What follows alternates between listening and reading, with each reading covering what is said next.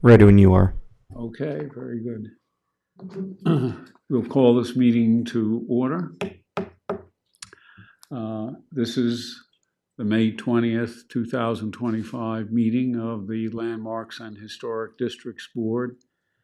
It is being conducted both in person and via internet, via Zoom. The Zoom links can be found on the agenda and by going to the town clerk's portal page. In order to participate via Zoom, you'll have to use the chat function or raise your hand. Peter Lewis is tonight's moderator, and you will have to make him aware of any interest in participation and commenting. For individuals who are commenting, they will have to provide their name and agency for the particular agenda item they may be interested in. I think that just about covers the details of the introduction.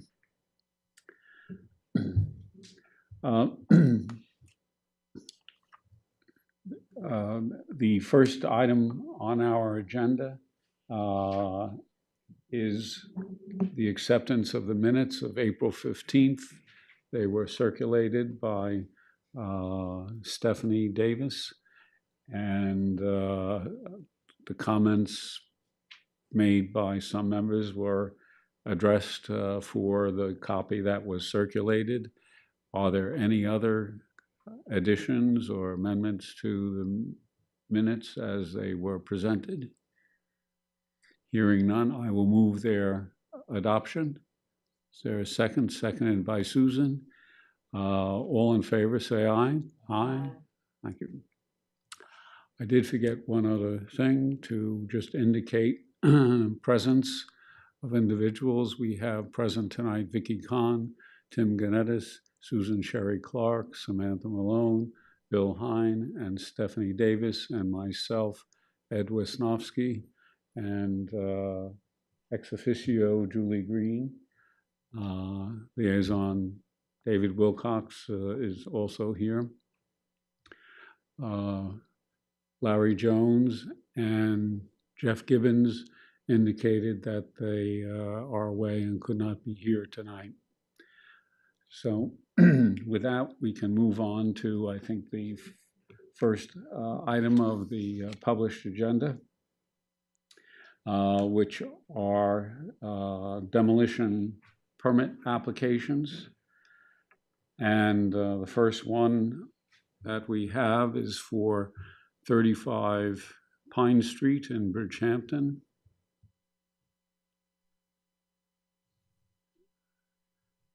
And a report was circulated to members of the board by myself a few days ago. And the property basically sits, let me first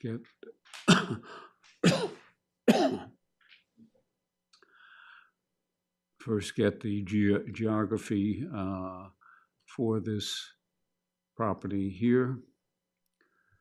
This is located in Bridgehampton,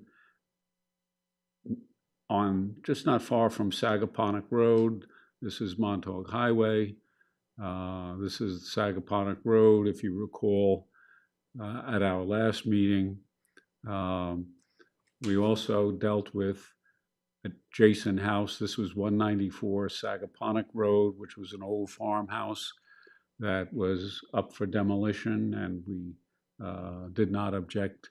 If you recall, the participation at that meeting was via Zoom by the lawyer involved. And this also 102 Audubon Avenue right here was also on our agenda for an addition which we had no objection to. So the neighborhood has a little bit of activity going on. The cottage, wrong.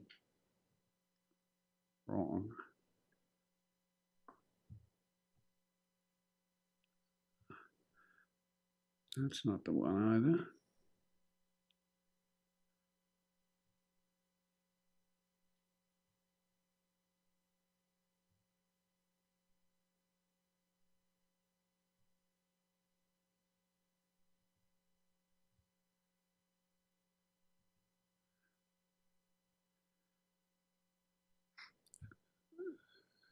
This cottage is a wood frame cottage and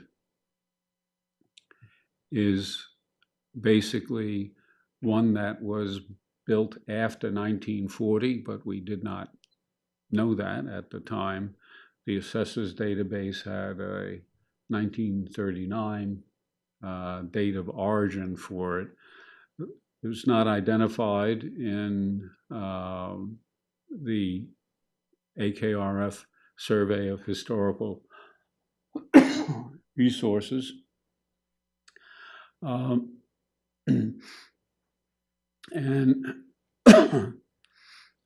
as indicated on the maps that were in the brief that I sent, here 1940 doesn't exist. Here in 1947 it does exist in a settled landscape environment. The property transactions that were traced by newspaper research reflect the sale of by Hildreth, who owned the farm that was being developed and subdivided in the 1940s. It was sold to Ralph Cartwright Halsey, who, if you remember, was a party who was associated with the building of 194 Sagaponack Road that I just previously mentioned. He kind of so he then quickly sold it to a family named Bowley in 1948.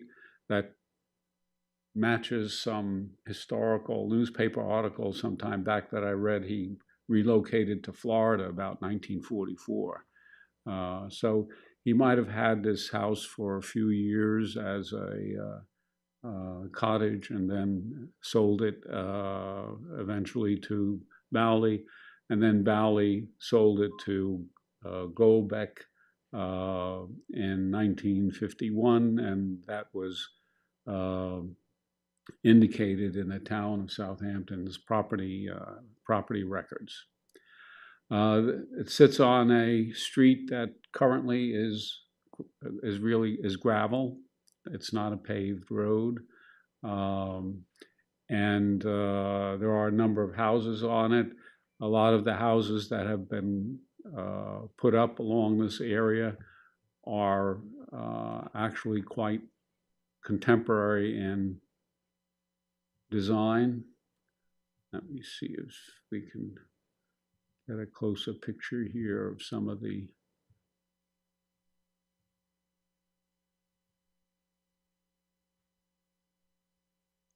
houses. This is the small cottage and garage that are up for demolition. If you look at it, they are actually very small, and there's nothing on the depth of the property that's there. Very narrow lots. And if you look around, you can see contemporary builds. Here's a recently built box-like structure in the neighborhood, but there are other more modernist style architecture. So the neighborhood doesn't have any coherence as a architectural character for the buildings that are surrounding it. On that basis, there's nobody really of fame, nothing of architectural distinction for the garage or the house, the small house itself. And I don't see any reason to object to the demolition application. So do we have any other comments or feelings about this? Okay, so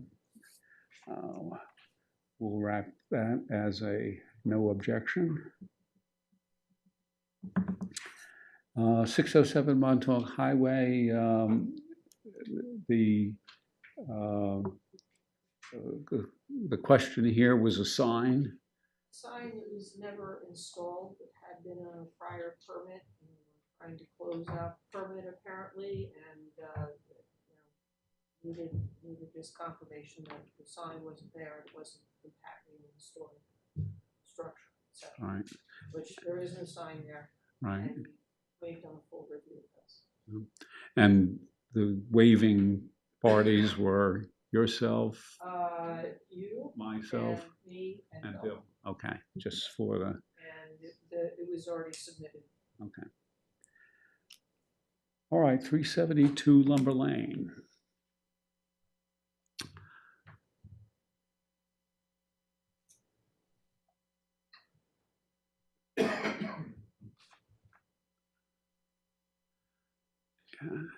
This is north of Montauk Highway.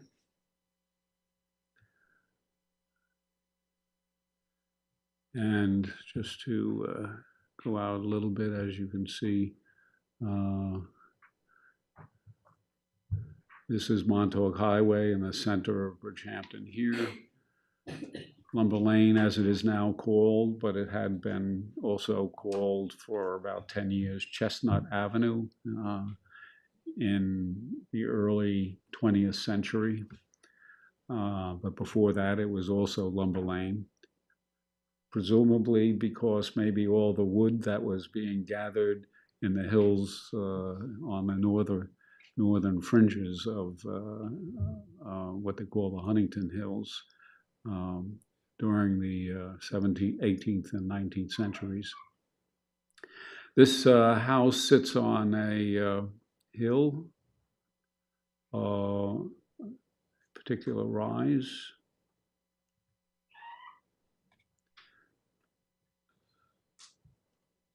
And sits on a landscape which has tiered levels as the hill rises and the house is at the top.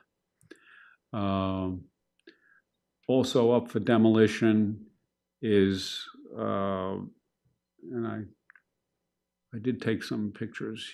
Let me see if I can get them up quickly.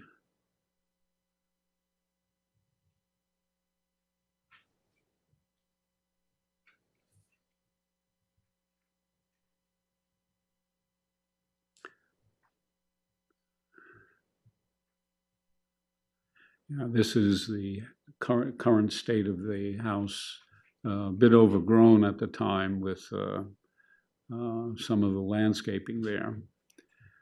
The property also has another building. This is a south side of the house.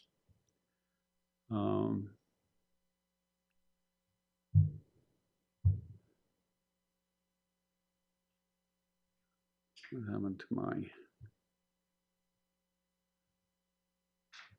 Yeah, this is a street level structure that's also scheduled for demolition, a former garage. And if you look here, you can see where the two bays for the garage operation when it was built existed, where you see the fill-in of windows and doors there. This is Lumber Lane right here. This building was added to multiple times over the years. The history of it was associated with a German immigrant named Eric Sellington, who came to the U.S. in 1923. 1930, he's found living on Lumber Lane on the other side of the railroad tracks and more to the village. And on Lumber Lane is a family of farmers named Leslie Chase, and he winds up marrying the daughter. And so they establish their household, and he got married in 1930s. So this house is basically 1930 construction, or thereabouts. Let me see if I can get the report back here. So 1930 is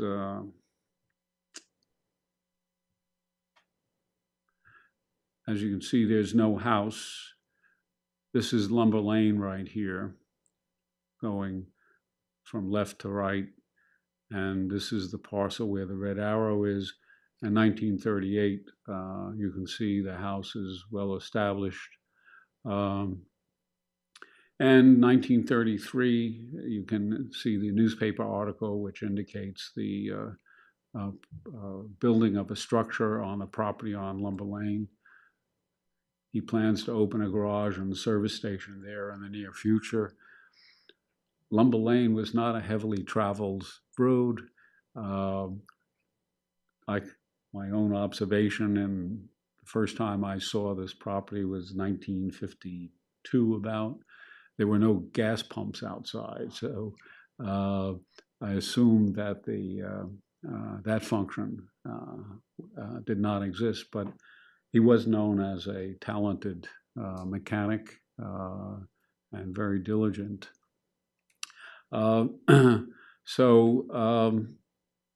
After he retired in the 1970s, his son took over and decommissioned the garage and started using it as a print shop to publish a fairly significant publication called The Whale for about 10 years that served the Sag Harbor, Bridgehampton kind of watermill, and even into, I believe, Southampton as well, had its circulation.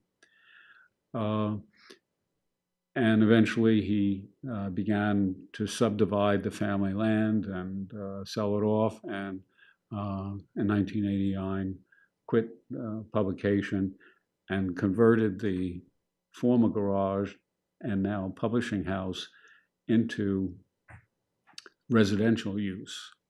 At the same time, approximately the same time, the house on the hill was also converted, made into, I think, 3 apartments. So that all came to a head in 2014 with a ZBA application documenting the conversions that were not done with permit or approval from the town. The buildings, while they have some attractive style to them on the outside, their integrity of design has been lost, and function has been lost pretty much. As you can see, the house looked very elegant in 2003, sitting on a snowpack and sitting up on a hill that provided a pretty familiar sight for many people who would travel on Lumber Lane. The pictures that I showed you a moment ago, basically the landscape has been cleared all around. It was quite grown up. This also overhead door also had residential use. at one point in recent times. This is the front of that former garage building. This is a garage for the house on the hill. As you can see, has had 2 bays. It also was converted to residential use and was cited in the ZBA description. This is the back of the house currently, and here most of the landscaping and trees have been removed from the house. This would be the north side of the house. And the front as it currently exists. So my recommendation is, given the situation that there's no real historic value, the persons are not of great historic note, and the house itself doesn't have any real integrity to it, and I recommend not objecting to the application. Is any kind of questions for evaluation of this otherwise? No. Okay, well, we'll send back a no objection then on that one. 20 South Valley Road, Hampton Bays. Do you have anything to say about it? Why don't you? I don't ever want to come here and talk demolition, but right. Why don't you? I don't see anybody here from my other organization, so I'll talk just briefly. Hello, everybody. So 20 South Valley Road was a property purchased by CPF, Community Preservation Fund, a few years back. Originally, the properties were, when it was originally divided in 1925, it was a public auction. There were about four properties. Sorry. Yikes. There were about 4 parcels within a section, and they were bought lot 1. These were all in block 111 on a subdivision map. I don't know, did they submit, Renee submit documentation for you?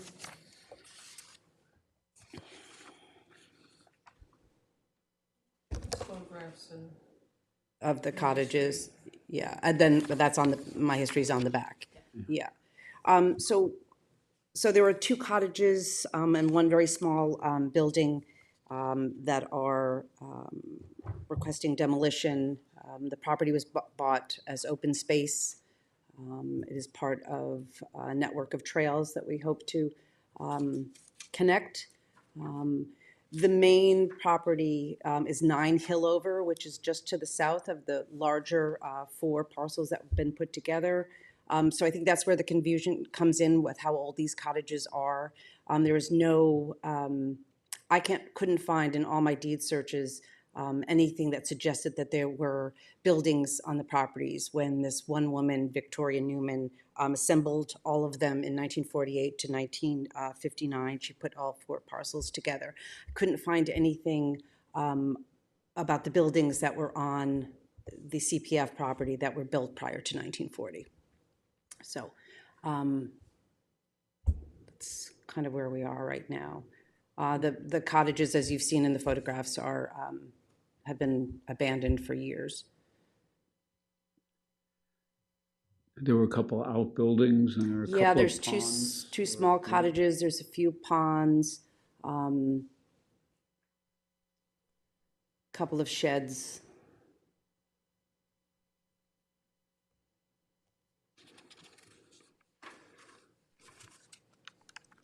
But originally in 1925, when these properties went up for auction, they weren't improved. They were kept just investment pieces. And until this woman, Victoria Newman, and her husband Otto started purchasing all the properties together. The main house that they owned was at 9 Hillover, which is the parcel, and then she had subdivided it all off. And that main house probably was prior to 1940, but that house has been changed, I believe, in the 1980s was changed and partially demolished, I believe, at that time.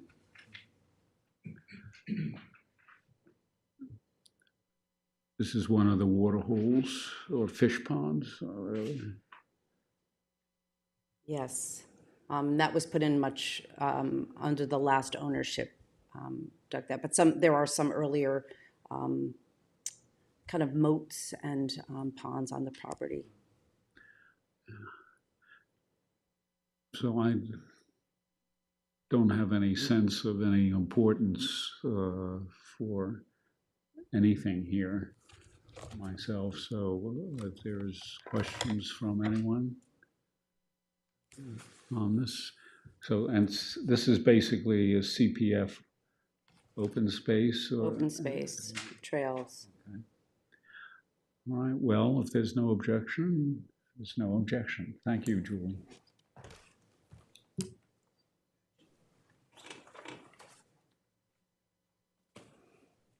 Okay, 393 Cooks Lane Watermill. Sent around a report for review. This is currently phrased as belonging in Watermill. The area sometimes goes by the name Hayground, and also sometimes is classified as being part of Bridgehampton. So it's one of those kind of geographical locales that distinguishes the in-folk from the out-folk in Southampton town. So,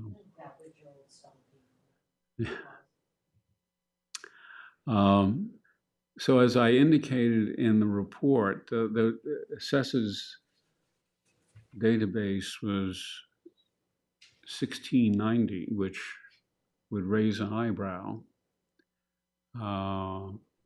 for the original build of this house. And let me see if I can get the report here.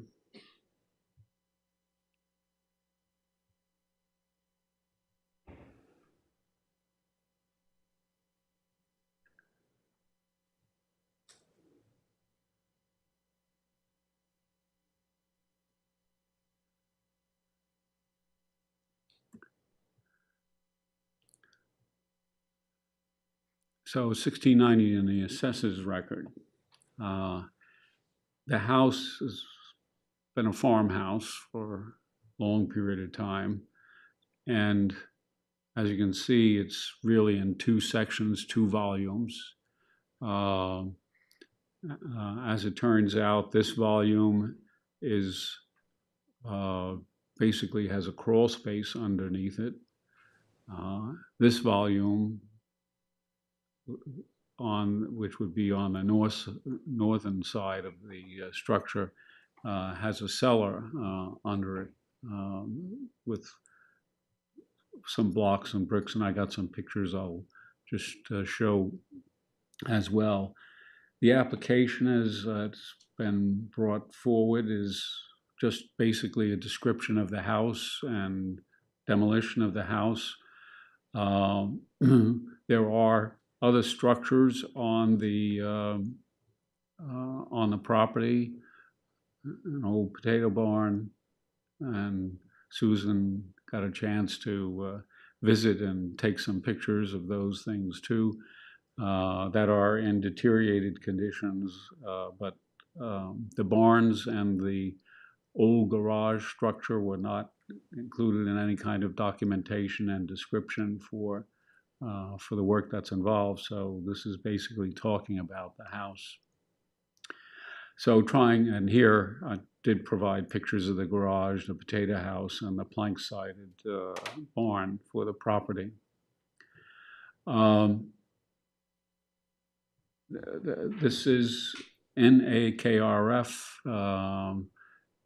doesn't have a real good handle on the house in terms of their description in the table, but they did say the house appears to lack sufficient historic integrity, and future research might change the evaluation. So checking back and what could be found, and looking at old maps, the 1838 Coastal Survey map has 2 houses on the westerly side of Cook's Lane, and it matches the census material recording the house of David Cook and the house of Sullivan Cook. And in the 1830 census, they didn't give identifications of all the members of the families. They just gave age groupings for members of the family of the head of household. So you don't particularly know, but I did note that the age groupings fit the known 3 young sons of Sullivan Cook in the 1830 census. 1840 also did not have individual identification, but there you have 3 Cooks, Albert G., who was a younger brother of Sullivan, and then Jonathan Rogers Cook, who is in the 3rd house. And just going on, the 3 Cook households are found in the 1860 census as well. So based on the fact that there were 2 houses, 1830, and 3 houses in 1840, I forget what year Jonathan Rogers Cook was married, but it was 1833, 34. So my inference is that another house was constructed at that period of time, and that matches both the historic mapping and the census data that I provided.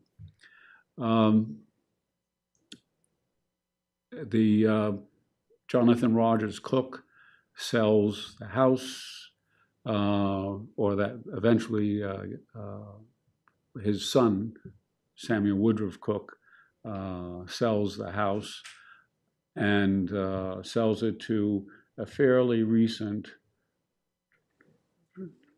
probably 20 years recent, Polish immigrant family from Southampton by the name of Zaluski. And he and his wife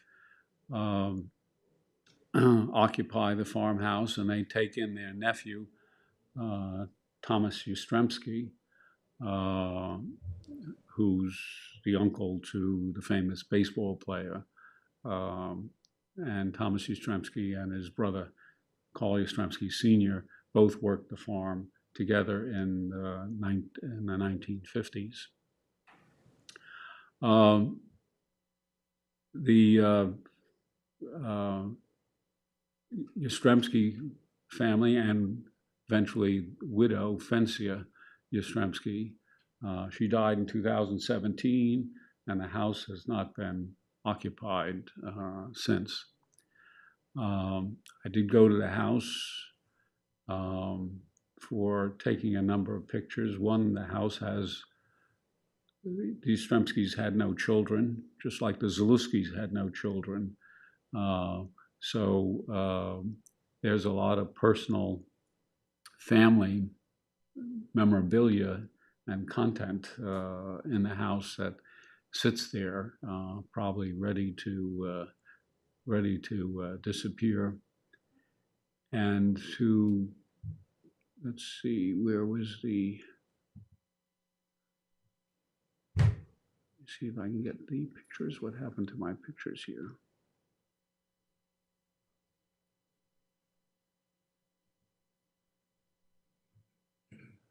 Okay. Okay, so this is the interior of the, what I would say is the older portion of the house, the northern volume. Beadboard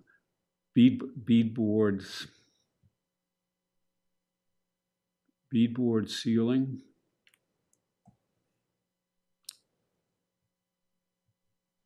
Let me go back, yeah.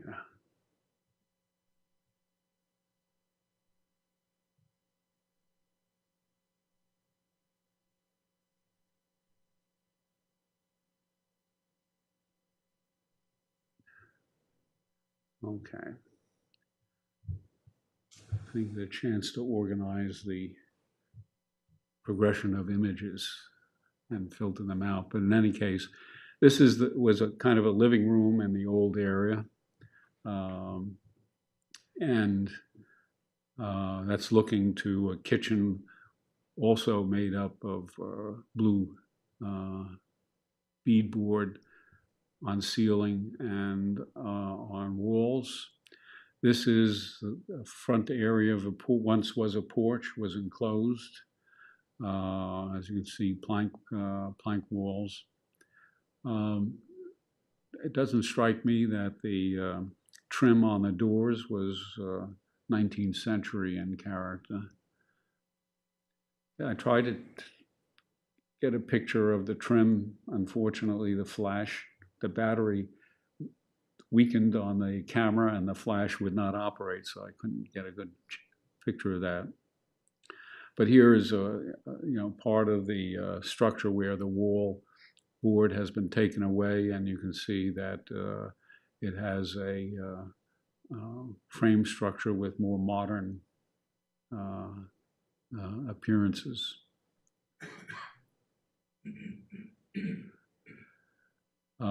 Roof, it looked to me like the lath on the roof was pretty uniform, not old in character. It seemed to me an older house would have had boards for the shingling that would be done. This lath appears to be uniform, and my thought was probably 1920s or so, as you can see with this close-up where the roof shingles are. The roof looked like it was redone in some fashion over a period of time. So my sense is there's not much historic character to some of the internal framing structures for the house. This is an older door present. This is part of the southern the newer portion of the house, where obviously the windows have been replaced and changed.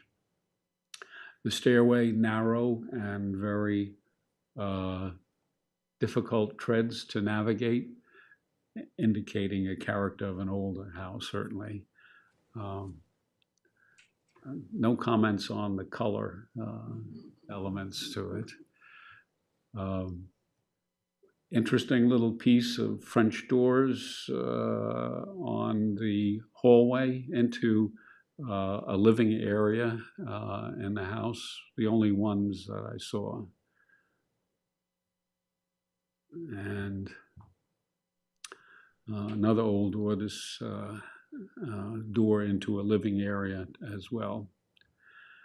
This is the kitchen, and the stop sign should be ignored.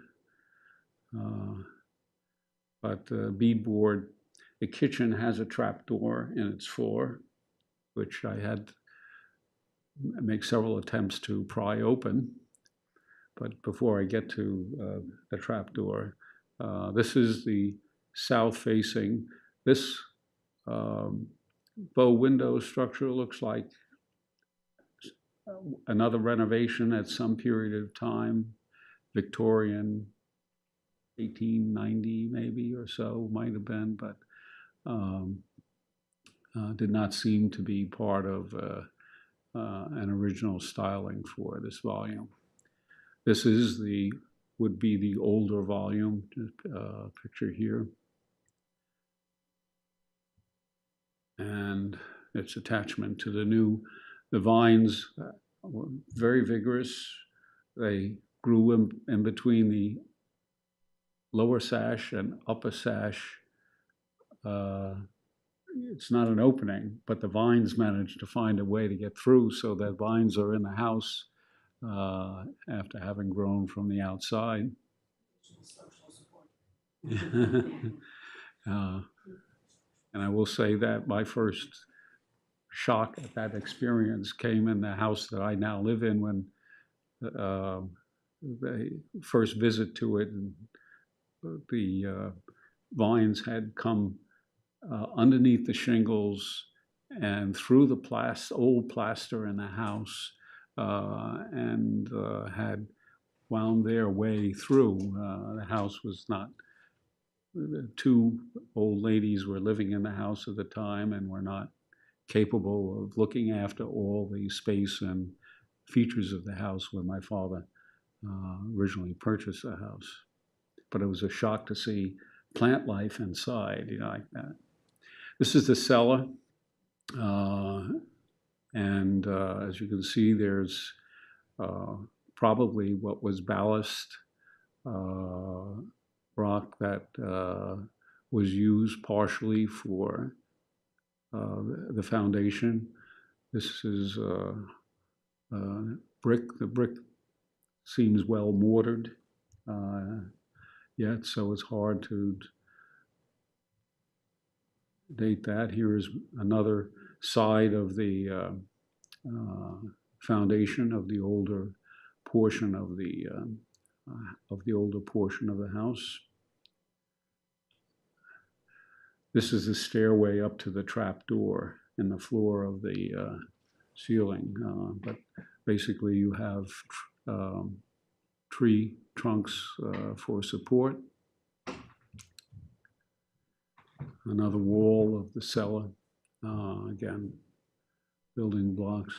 This is what appeared to be a newer wall, done that there once was an entry from the outside through this wall. On the outside, there is now a covered place where they put in a wellhead and there is an underground fuel tank that supplied heating oil for the house.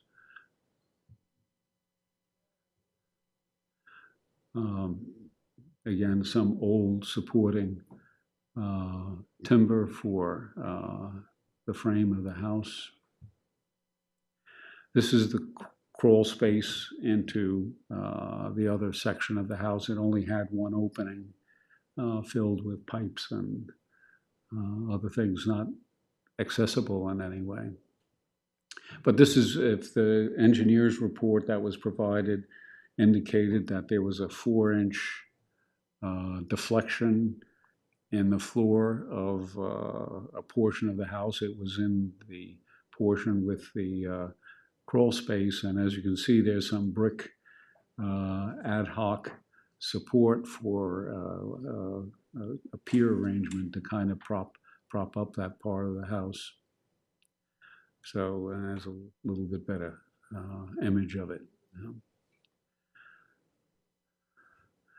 And just an old stove that also was sitting in the cellar. There were 3 tractor radiators,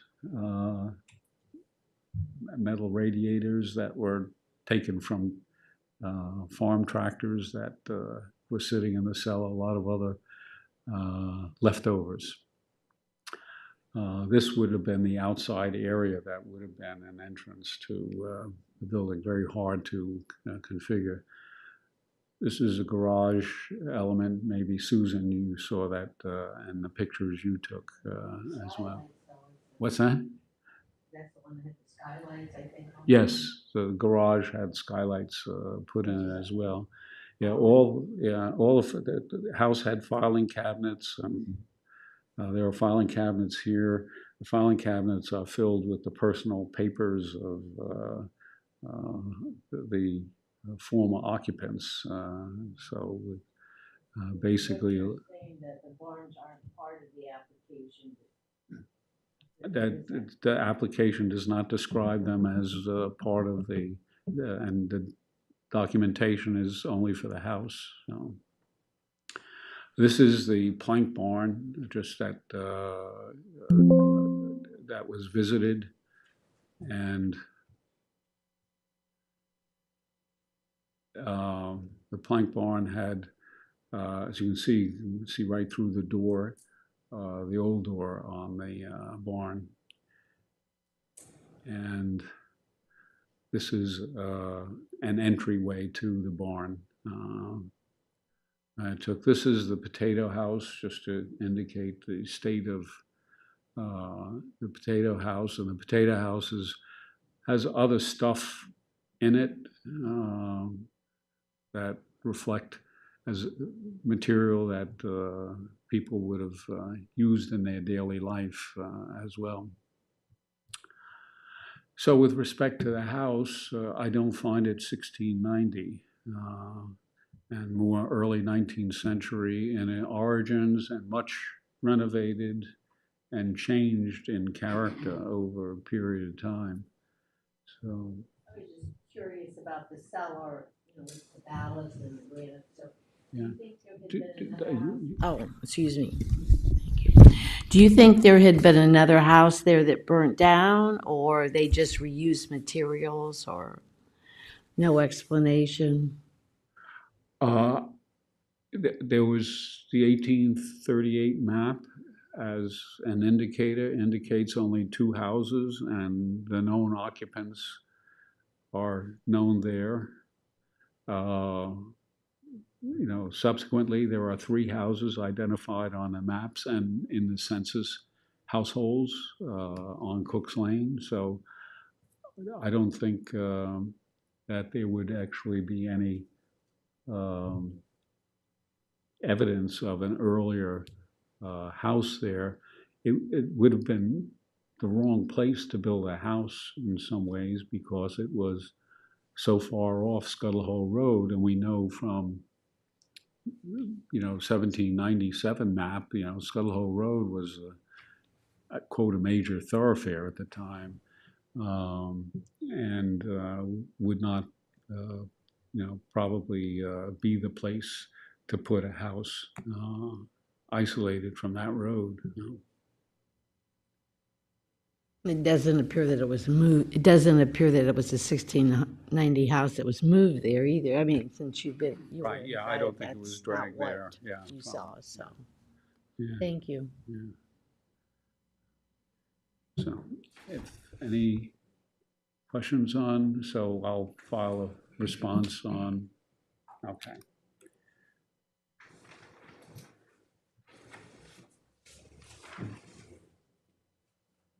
Okay, construction applications, 29 Depot Road, West Hampton.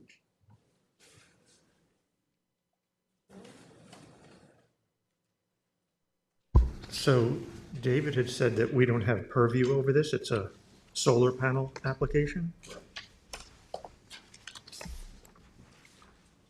So we are ready to pass on this by virtue of the exemption given to solar panel installations on buildings that are not designated historic landmarks and not part of historic districts. Okay. All right. 249 Halsey Lane.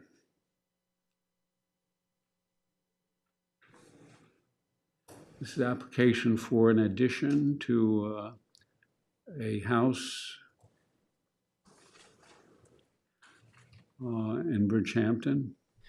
Ed, we have someone on Zoom. I don't know if you're waiting on anyone to talk about this. Okay. Let me just bring it up first, and you can sign them in, and if they want to make a description of what's involved.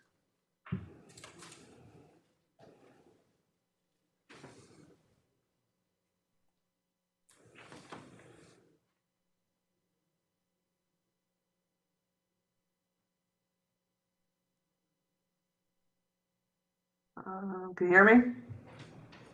Or see me? Yes, we can hear you. Okay, great. My name is Brina Armstrong. I work for Catherine McCoy, who we are the architects for this project. Um, I can share the documents that we submitted if that's helpful, just for a kind of an overview of the project. But this project, the original house, this is at 249 Halsey Road in Bridgehampton. The original house is a two-story structure here, which was built, I think, prior to 1935, and had a subsequent addition to the rear in the 90s. What we are proposing for this project is to pretty much maintain the exterior envelope of the existing house, except for a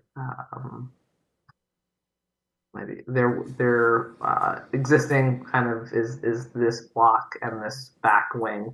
There is a small sun porch here right now, so we are proposing to remove the sun porch and construct a small connection, which is a one-story piece with a one-story kind of living area to the south. We are proposing to interior renovations to the existing portion of the house, the historic, kind of more historic area, but really maintaining the original character and not really altering the aesthetic of the look of the house. So this is the existing structure, and then this is the new addition to the south. You can see the south elevation here, and everything that is on the new structure will be built to match. The windows will, the shutters, etc. The trim will match what exists. Okay, I think we have, we also have a picture here of the house from above. That gives, I think, a fair indication of what would be involved. This is the area that is proposed for change. It currently has a small second floor roof patio on it. And basically the addition is going to be here in this area with and basically another second floor patio for the house. There's no, I think, big problem with it as far as I see. I didn't think maybe there's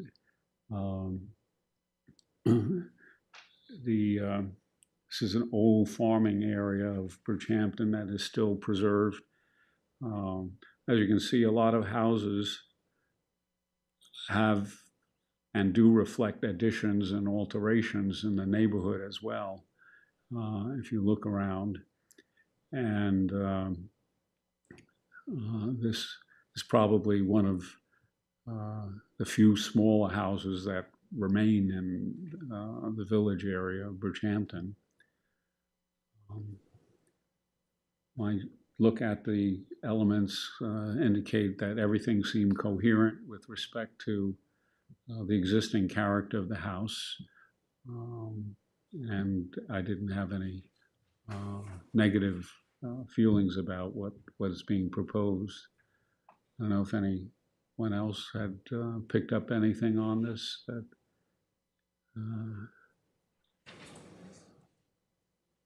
so if there's no other comments about this, so Okay, I think you'll be good to go. Thank you very much. Okay, Thank thank you. you for coming and providing the explanation and description that you did. Thank you. Okay.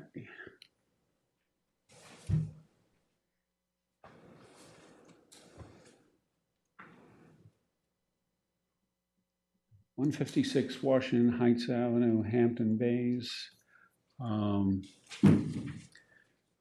This is a let's see, get the Hampton Bays here. Let me get the application and its pictures. They had a few pictures in it.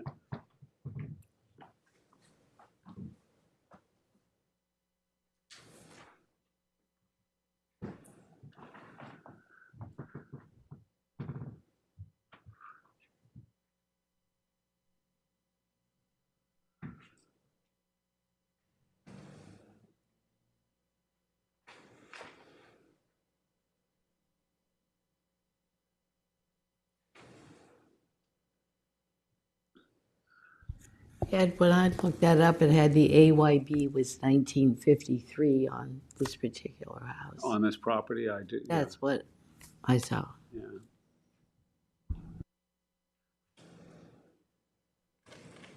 So it's an addition that was put on a house. Unfortunately, the different sizes of the application materials make it difficult to follow through, but this is already work done as one aspect of it. And this is the location here in Hampton Bays. And just to get a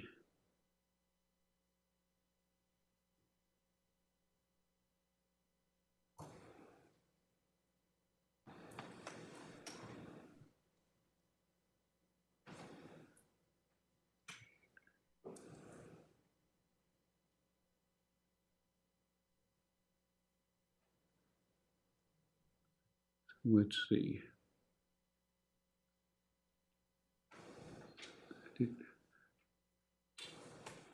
This is not giving the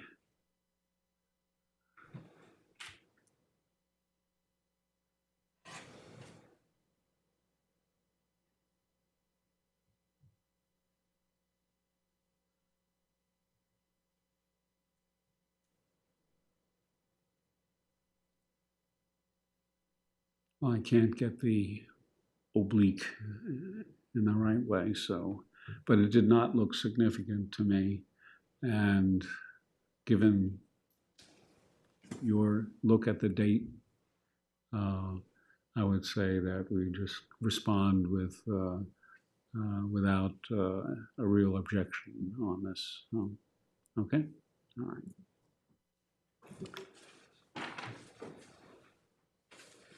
(172) South Road, Hampton Bays. I mean, West Hampton. Okay, this property includes. Oh, I thought I turned it on. Okay, thank you. This property includes a dwelling and covered porch with an AYB of 1860, a detached garage with an AYB of 1973. The property is identified in the Town of Southampton Historic Resources Survey, the AKRF of 2014, as Historic Resource WH16. The property was also identified in as the 1860s Andrew Jackson Jagger House in the Historical Profiles of Eastport, Spionk, Remsenburg, and West Hampton from 2004. No historic resources are identified in close proximity to the subject property. Two historic resources, WH40 at 102 Montauk Highway and WH41 at 109 Montauk Highway, are identified a short distance north of the subject property, and the historic resource WH17 at 153 South Road is identified to the east of the subject property. The two properties on Montauk Highway were formerly owned by Jagger families. The immediate area of the subject property was historically largely wooded or farmed, but is no longer farmed and has experienced considerable residential construction infilling in the 20th century. The proposed work includes renovations and additions to the dwelling and renovation of the garage to match the style of the dwelling. No new structures are proposed.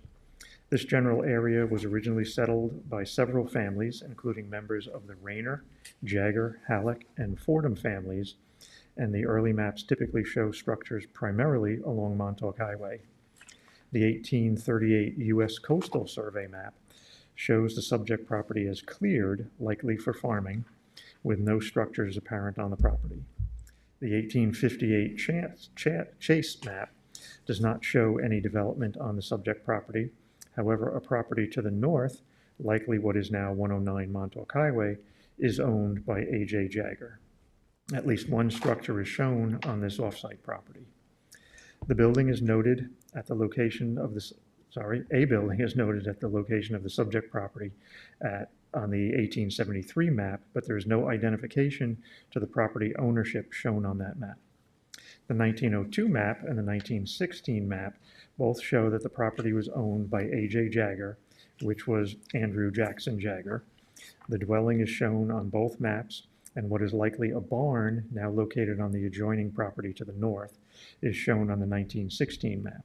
Additional buildings, at least some of which appear to be agricultural, are shown on the A.J. Jagger property, and multiple properties owned by the Jagger family members are nearby.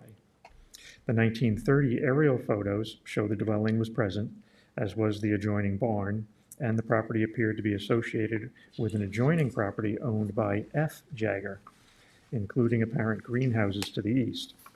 The property entrances were all from South Road.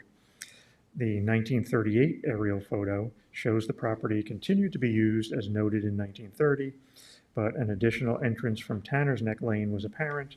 This may have been associated with a sealed board and batten door that's noted on the west side of the dwelling.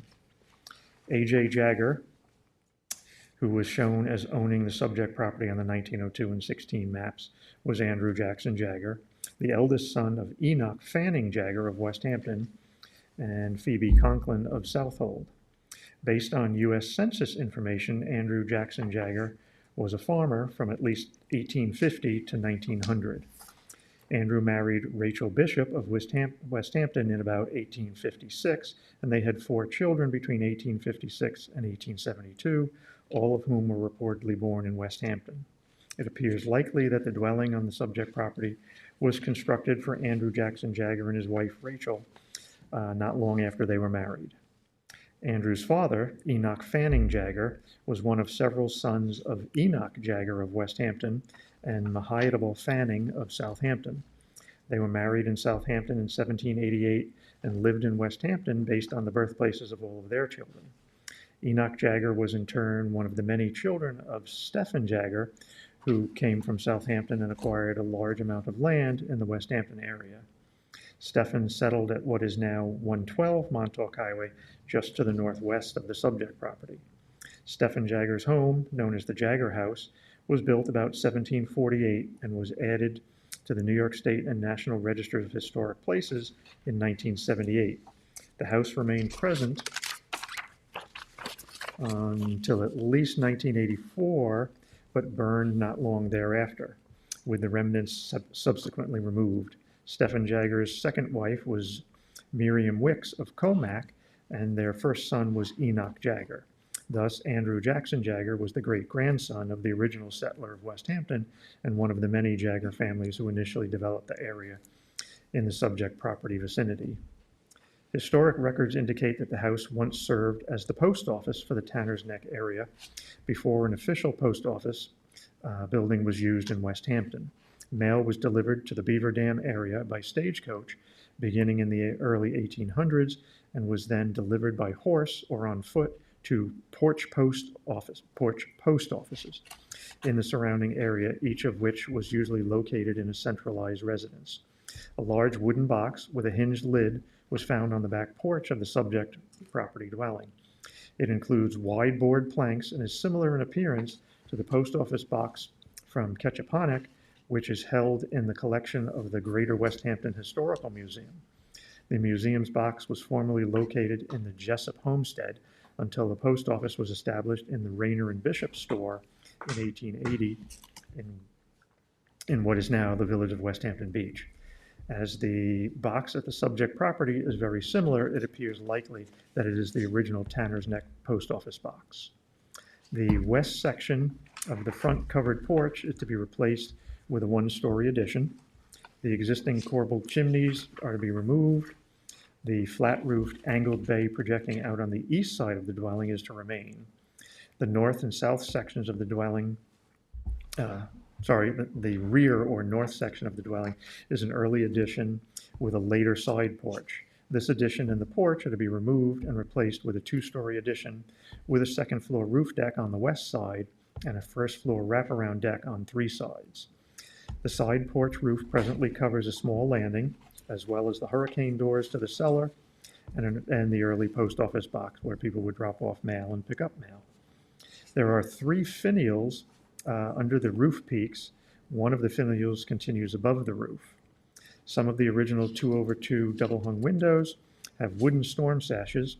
Some have triple-track aluminum storm sashes. Several pairs of windows have storm sashes on one of the windows, yet the other window in the pair has a triple-track unit on it.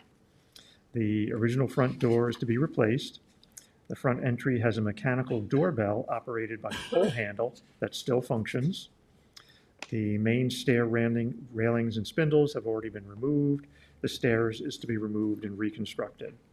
The back stairs is in the prior addition is also to be removed, and the attic stair on the second floor to the attic is also to be removed. Many of the glass window panes have wavy glass. The windows are in what appears to be pretty good condition. The original cast iron radiators are to be removed. The original brick fireplace with multiple thimbles in the center of the dwelling is slated for removal. There's a pass-through between one of the rear rooms of the original first floor and a pantry closet in the prior addition. It may have been an opening used to pass mail when the dwelling served as the local post office. The dwelling has unusually wide sidewall sheathing, which could be seen in some of the pictures where the plaster had been removed, and also in the attic. There are curved walls in the brick cellar and curved brick steps leading down into the cellar. The brick cellar is to be completely removed and replaced with a full-depth poured concrete basement. The Southampton Historic Resources Survey, the AKRF, notes the property as WH16 and says this cross gable house with kicked eaves is known as the Andrew Jackson Jagger House, built in the 1860s or slightly later. It purportedly once served as the post office for the Tanner's Neck area. The shingle-clad house has a hip roof, wraparound front porch supported by columns, a pointed arched gable window, and two 2/2 double-hung sash windows. This property is potentially landmark eligible under towns of Southampton criteria A, C, and E. The historical profiles of Eastport, Speonk, Remsenburg, and West Hampton from 2004 states this house is number 26. It is the Andrew Jackson Jagger House, located on the corner of Tanner's Neck and South Road, was built in the 1860s. It once served as the post office for the Tanner's Neck area before an official post office building was used. Mail arrived in the area by stagecoach beginning in the early 1800s and was then delivered by horse or foot to the post offices, to the porch post offices, usually located in centralized residences. The structure is now a private residence. In summary, the subject property appears to have been initially developed with the current dwelling in the 1860s, was owned by Andrew Jackson Jagger and his family from the mid-1800s to the early 1900s. He was a descendant of Stephen Jagger, an original settler of the area. Buildings associated with multiple Jagger families were formerly present in the area, and a barn that was likely associated with the subject property remains present on the adjoining property to the north. What appears to be an original post office box is still present on the property and likely dates to the time when the house was used as a local post office for the Tanner's Neck area. We didn't feel that the Landmarks Board should object to the construction application, as the original mass of the dwelling is being restored, but we had some recommendations. We recommended that the early wooden post office box be donated to the Greater West Hampton Beach Historical Society. And then we recommended the following items be either repurposed or donated to other projects for historic structures. Any windows or doors, the mechanical front doorbell, any of the wavy glass, interior or exterior doors, interior and exterior door hardware, the stair newel post, any of the original electrical light fixtures, of which there's probably about 7 that we saw, any of the cast iron radiators. And then we had several design recommendations. The window color is not noted on the drawings, so in hopes that they won't be black, we hope that they will be white. And also, there are no divided lights shown on the proposed drawings, so we were hoping that they would have the original 2/2 light cuts. There are 2 satellite dishes on the roof that we hope will be removed. The exposed foundation was originally brick, so we were hoping that they could possibly do a brick face, a sliced brick or something on that face to resemble what it was there now. There are 2 columns being removed on the porch, the front covered porch on the west side, and there are 2 columns that have already been replaced on the front porch with a permacast composite columns. So it would be nice if the 2 columns from the west side would be used then on what's going to remain on the covered porch on the south side. There are also the finials that are underneath the peak of the roof in 3 locations and 1 above there. And we were hoping, because they're not in the drawings as well, and we were hoping that they would be repurposed on the dwelling.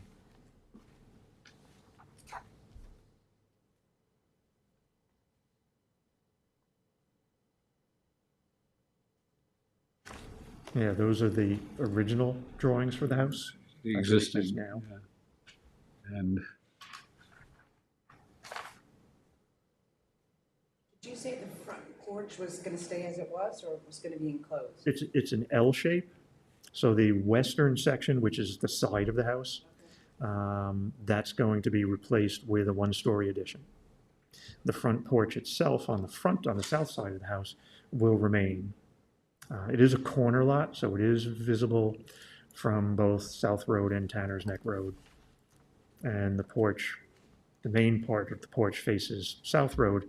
The parts that will be converted to the 1-story addition does face Tanner's Neck, so you will see it. There's also a second floor roof deck proposed on the west side of the house, which does face Tanner's Neck. They proposed a stainless steel wire cable rail, so we were hoping that that would be replaced or redone in a spindled, more traditional railing.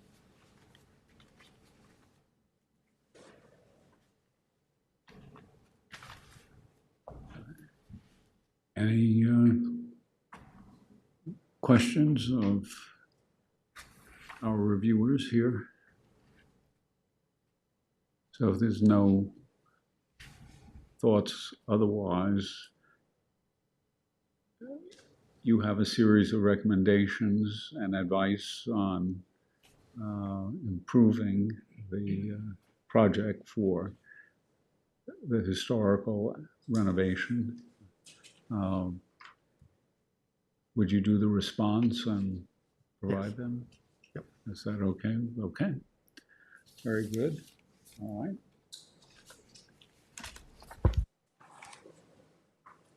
76 South Phillips Avenue, Remsenburg, which is another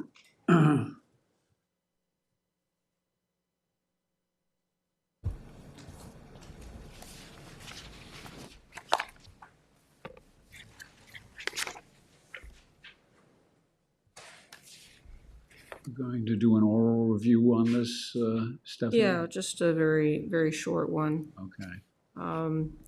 This property is identified as a historic resource, RSHD4 in the town's 2014 survey. And it's also noted in the Hamlet Heritage Area that includes Remsenburg. The main structure there is a Queen Anne-style dwelling constructed in the 1880s for Frederick Caleb Rayner, who was one of the many Rayner family members who owned a bunch of the property in the area and farmed for many years. This house was built shortly after Frederick Rayner married Edith Rogers from Eastport. It actually was built shortly before their marriage. The house was built from a kit ordered from Sears and was constructed on the site. The subject of the application is actually a one-car garage that is located somewhat to the rear of the residence and is partially visible from the street. The one-car garage building was reportedly constructed in about 1920, also for Frederick Caleb Rayner, and it was one of several outbuildings that were formerly present on property. The other outbuildings have been, that were all part of the agricultural operation, had been removed back in the 1960s. This property was recently purchased by a new owner who undertook a number of renovations of the house interior and this garage building. And essentially the work that was done on the garage building was to convert it from a garage use to use, an apparent use, as a storage building and also as a pool house. And as part of that conversion, a bathroom was installed in the garage building without the benefit of a permit. So this is now to legalize, as they say, the work that's already been done. Now the bathroom has been removed, and the area that was the bathroom has been converted back to storage. I'm not particularly concerned with the changed use of this building or with the bathroom, legal or not. The thing that concerned me is that in this process, the historic appearance of this building, which was 1920 shingled garage building, now no longer resembles what it once was. It still retains the same four-square appearance, but it is no longer shingled. It's now got a clapboard siding. There was a roll-up door that was installed by the prior owner. It's been replaced by another roll-up door, but this is a glass roll-up door with translucent panels. It's very modern appearing. And there's been another door added to the north facade and windows added. The original window in the structure was a 6/6 divided light window. These windows are single pane windows. So basically the renovation work that was done without a permit did not benefit from any advice that this board might have given in terms of perhaps using materials that would have retained some more of the historic appearance of the building. So I put in a number of photos to illustrate what what was done here. And my recommendation is that we not object to the work that was done, but to make the owner, aware of the historic value of this particular property, and that the replacement of a lot of the exterior materials, in my opinion, diminishes the historic value of this particular structure. That's my recommendation. The garage door, as I recall, well, I looked at it on a street view of Google, and it was very different from the character of the house. Yes. And slightly disturbing in terms of the sense of having something basically reflective of the historic character of the house. Yes. It had a lot of large window lights. Yeah, it's translucent glass, and the lights are often left on at night, so it kind of glows there in the back of the property. It does not provide any historic ambiance at all. The structure, and for full disclosure here, I live right next door, and this was originally part of my family's properties. It used to have sliding barn doors. There were two small barn doors that slid and opened. The prior owner replaced those at one point with a roll-up door that was not historically appropriate. But in replacing that roll-up door, there could have been a choice made that would have been perhaps more resemble the barn doors that were once there. In fact, one of the applications we were looking at earlier tonight, there's a barn or a garage that's proposed to be demolished that has a big roll-up door that with the crossbuck pieces on it, it looks very much like a barn door, and it would be perfect doors for this structure, and that would more closely resemble the original barn doors that it had. So. So what you're suggesting is no objection, but a critique of the aesthetic that is slightly wrong. Yes, and that, if the applicant had come for a permit in advance of doing all this work, as apparently should have been done, we could have provided some guidance that might have resulted in something that was more historically appropriate. Everybody okay with that response for the board? Yeah.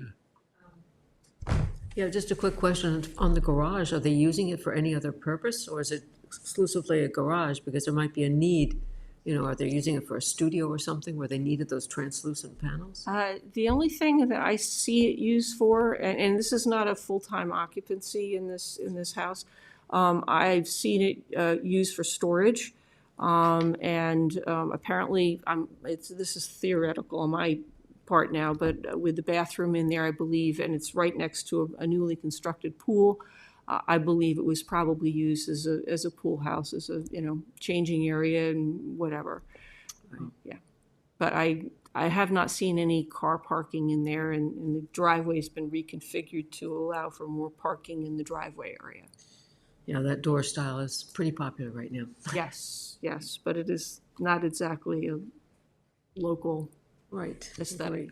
So in one of the photos, it shows an exterior air conditioning condenser. Yes. So the building is air conditioned, possibly heated. Yes, the building they definitely have a heat pump style unit there. It's climate, they're controlling the climate in the building. Mm-hmm. The insulation was added. It used to be, you could see the frame inside, you could see the sheathing. It was just a unheated garage. I haven't seen any cooking facilities in there, but. Okay, if we are all set for that then, all right. And you will do the honors.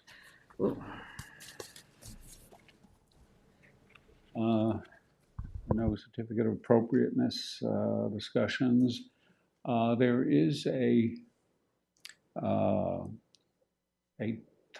time-sensitive referral that was sent to us last week, so it was not on the specific agenda, and it involved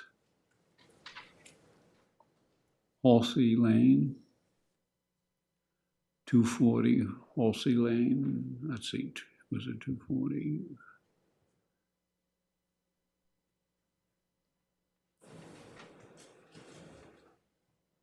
Was that?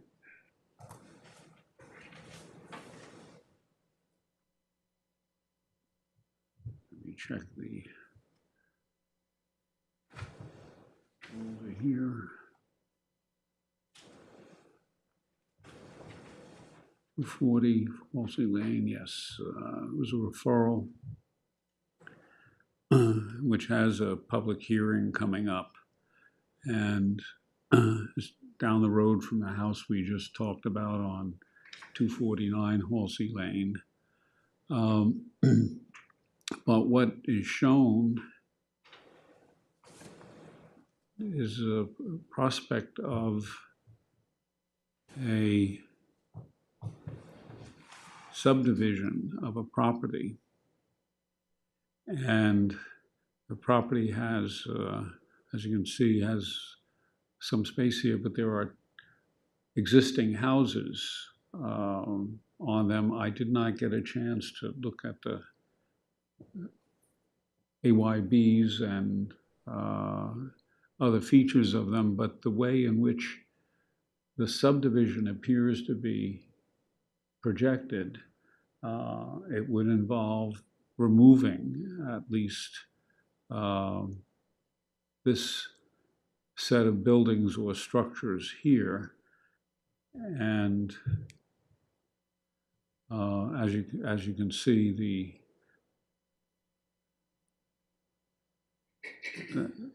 the two lots that are proposed, this doesn't indicate directly that they would be removed in terms of the proposed site plan. But I think one of the things that may be just responded to is that concern over any historic building. If I check them out and try to isolate any particular reason, historical reason, that there should be some preservation, would you allow me to formulate the response to the planning board on that basis? No? Okay, all right. So, all right, so that referral is due, I think, public hearing. Oh, the public hearing is June 26th. I originally read that as May 26th. So. Our next meeting is June 17th. Right, yeah. We can have more review if needed of that, so. Okay. Pending landmark historic district applications. If you want to push me down, I can give updates on all the other things you've got listed. So I just wanted to say you can push me. Take these first. You can put me down here. Well, you want to do. Because then I can give you updates on all those things. Except for probably. Okay, well, we're not doing 439. Okay. Because, Well, Martin's here. 292 Majors Path we can do, yes, okay. Yeah. Does that help? And then I don't know, 85 East. That's the. Been sitting around for a long time, yeah. I can't every day, but then I can give you updates on all that. Right, yes.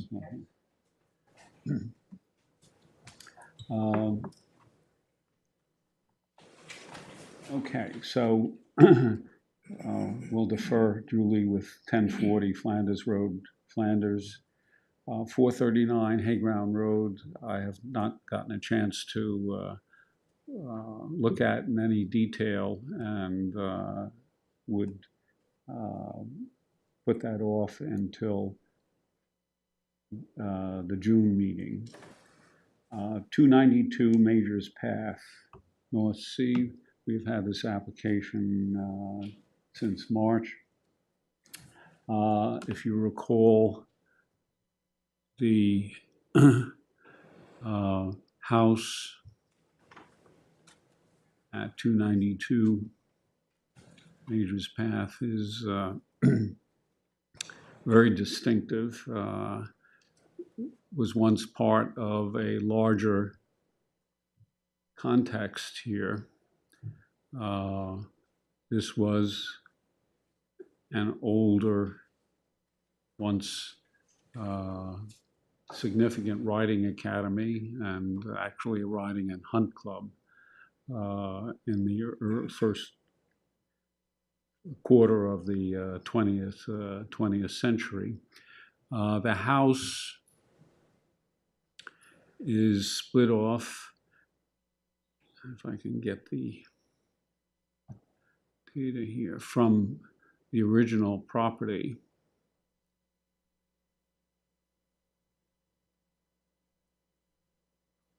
So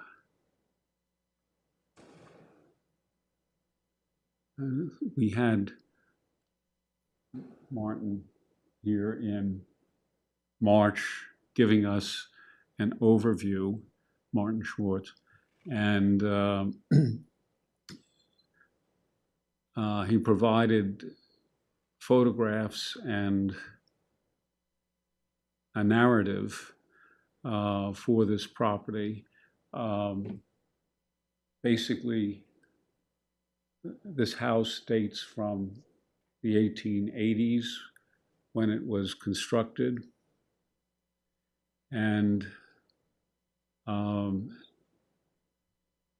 has went through a number of owners, mostly from the 1880s to about 1915, of people who had society connections with each other, not always in Southampton, but in New York City. And the property eventually was sold to a gentleman, an Irish immigrant named Martin Alward, who came to the United States in 1892. Listed his occupation coming into the country as farmer. 1910, he's living in New York City, employed in a writing establishment in New York City. I probably know which one at the time, but in any case, he's living in a neighborhood on 58th Street in which it's lined with coachmen and liverymen that all seem to be associated with carriages and stables in the area. So that's 1910. In 1915, he purchases this 40-acre parcel that where did he get the money from? I don't know, but potentially he had some backers associated with the desire, maybe focused originally in New York, but said we all have places in Southampton and surrounding areas, and sought to establish a riding and hunt club, the Southampton Riding and Hunt Club. At the time, this stuff was high society entertainment for the families in the summertime.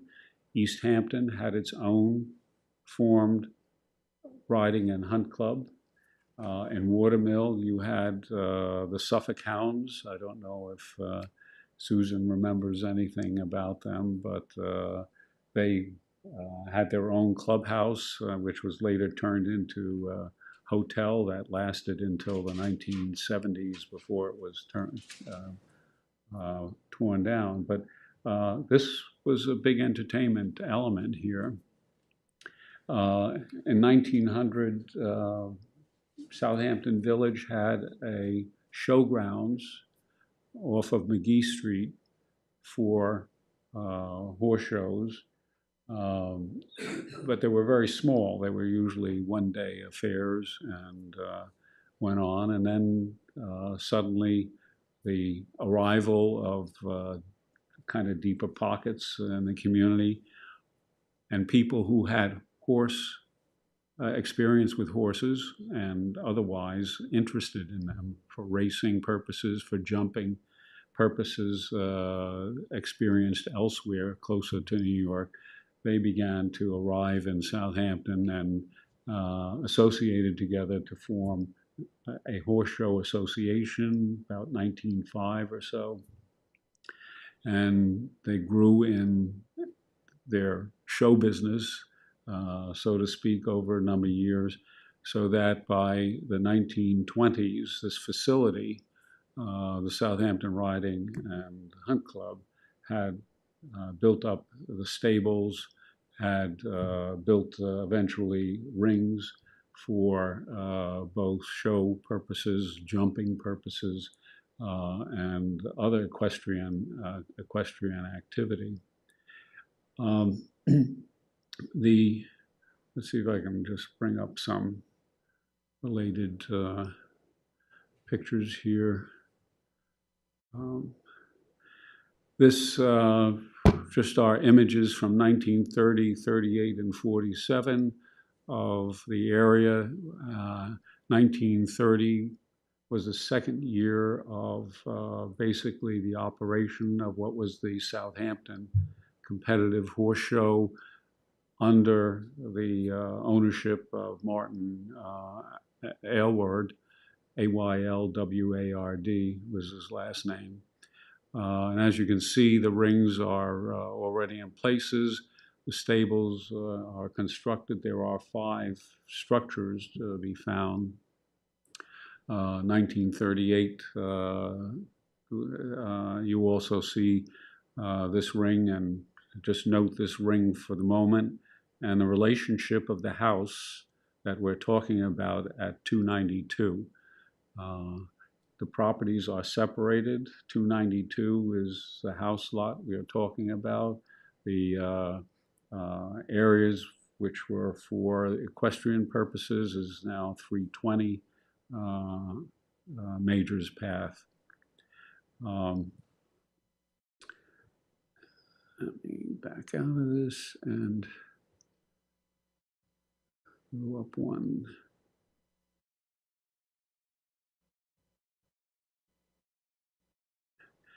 The equestrian training and the equestrian culture of the East End involved a lot of society people.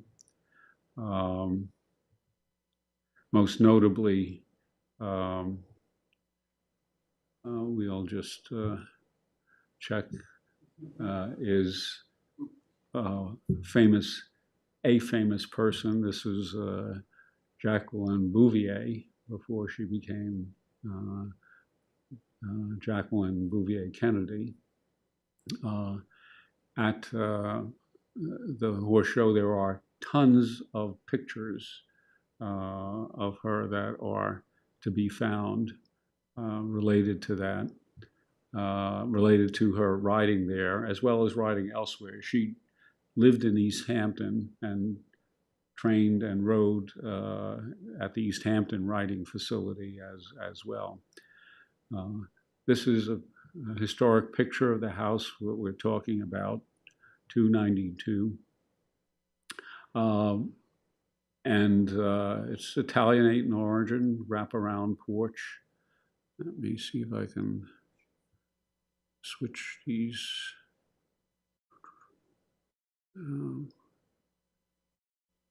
Rotate.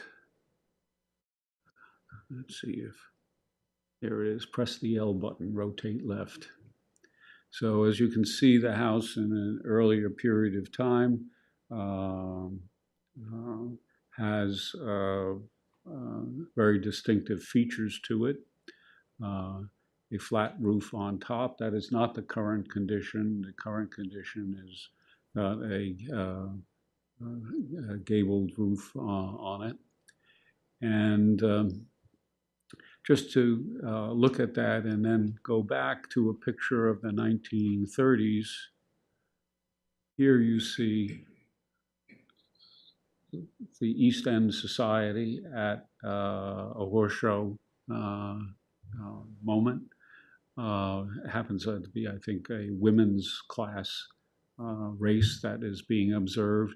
And in the background, you see the house that we're talking about here. People love to come to these events in cars. When the Southampton Riding and Hunt Club would put together a ride to the hounds, they would basically, lay out the route across farms and fields and have the jumps that people could generally navigate. But they also made the route so that people either in their cars or in their coaches, horse-drawn coaches, could follow along the jumpers who were out in the field competing. So cars were always already a big feature of the horse culture out here.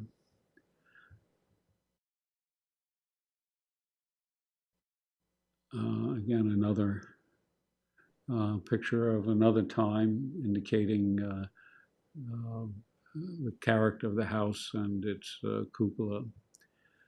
So, without spending perhaps too much more time, let me just bring up a set of expectations about this, because designation of the landmark requires association with at least one of 5 pieces of information. From the narrative and the pictures that have been provided to us, the question is, how much do they apply? And the first definition, first standard, is possessing special character of historic or aesthetic interest of value as part of the cultural, political, economic, and social history of the locality, region, or state. My assessment, I offer to you, is that the structure has special character because of its connection to the riding and hunt club, the equestrian culture that is out here, and that it's been an important focus for the equestrian culture and economy in Southampton town to this day. The evolution of the Southampton Horse Show, it was suspended periodically between or after the wars for a point in time, and then revived. But it went from place to place, so to speak. After a point in time, it wound up as basically the Hampton Classic, which is now the major international horse show event out here on the East End. That little old horse show at the Southampton Riding and Hunt Club back in the 20s and the 30s became increasingly more complex. And instead of having varied things like competition between the various classes of jumpers and show horses, they would even have farm horses being judged for their character, and horses that drew coaches as well. But it gradually evolved into a multi-day, much more narrow focused kind of equestrian culture out here. And so I find that that is a specific thing. I mean, does that meet your sense of what is valuable about this house because of its connection to that history? The question of whether or not a second criteria is a historic person that might be identified. Myself, I didn't find enough of a importance to Martin Aylward. He ran a business. He ran a business in New York as well. He was very successful out of it for a long period of time, multiple years, until he died in 1942. He was born in 1869 and died in 1942 in New York. But it's not something that stands out. I could not find a picture of him. Usually somebody in business, there's some newspaper photograph or whatever, but I could not locate one. So my inclination is not to see a particular historic personage, even though Jacqueline Bouvier, as a 8-year-old or 9-year-old, had some riding lessons there with her parents in tow, as some of the pictures show. I don't think that that is significant enough of a connection, but, you know, that basically a matter of opinion, I guess. The third question is whether it embodies distinguishing characteristics of an architectural type. I think it does. You know, it's a Victorian piece that has very distinctive characteristics to be described in more detail than I gave, but it does have architectural integrity and fits that. I don't know. We don't have a designer or engineer builder of note that I have been able to figure, or architect whose work has significantly influenced an age. So I don't find that relevant to deal with. The question of one of the open questions to me was whether or not, because of its location, is a familiar visual feature of the landscape out here. In recent years, it's been kind of masked by landscape and vegetative growth around it. I don't travel that road often, so I don't know the sense of familiarity. Susan, do you have a? What's that? I look for it. I guess I've always been fascinated by the house, so it's very visual, to me. It's every time I go down that road. But you're shopping for houses when you look at it. Right, but I would think it would catch the eye of most people. Okay, well, that's. But I speak for myself. Doesn't take much to convince me that it could be worthwhile. I don't know, Julie, you also are familiar with that area.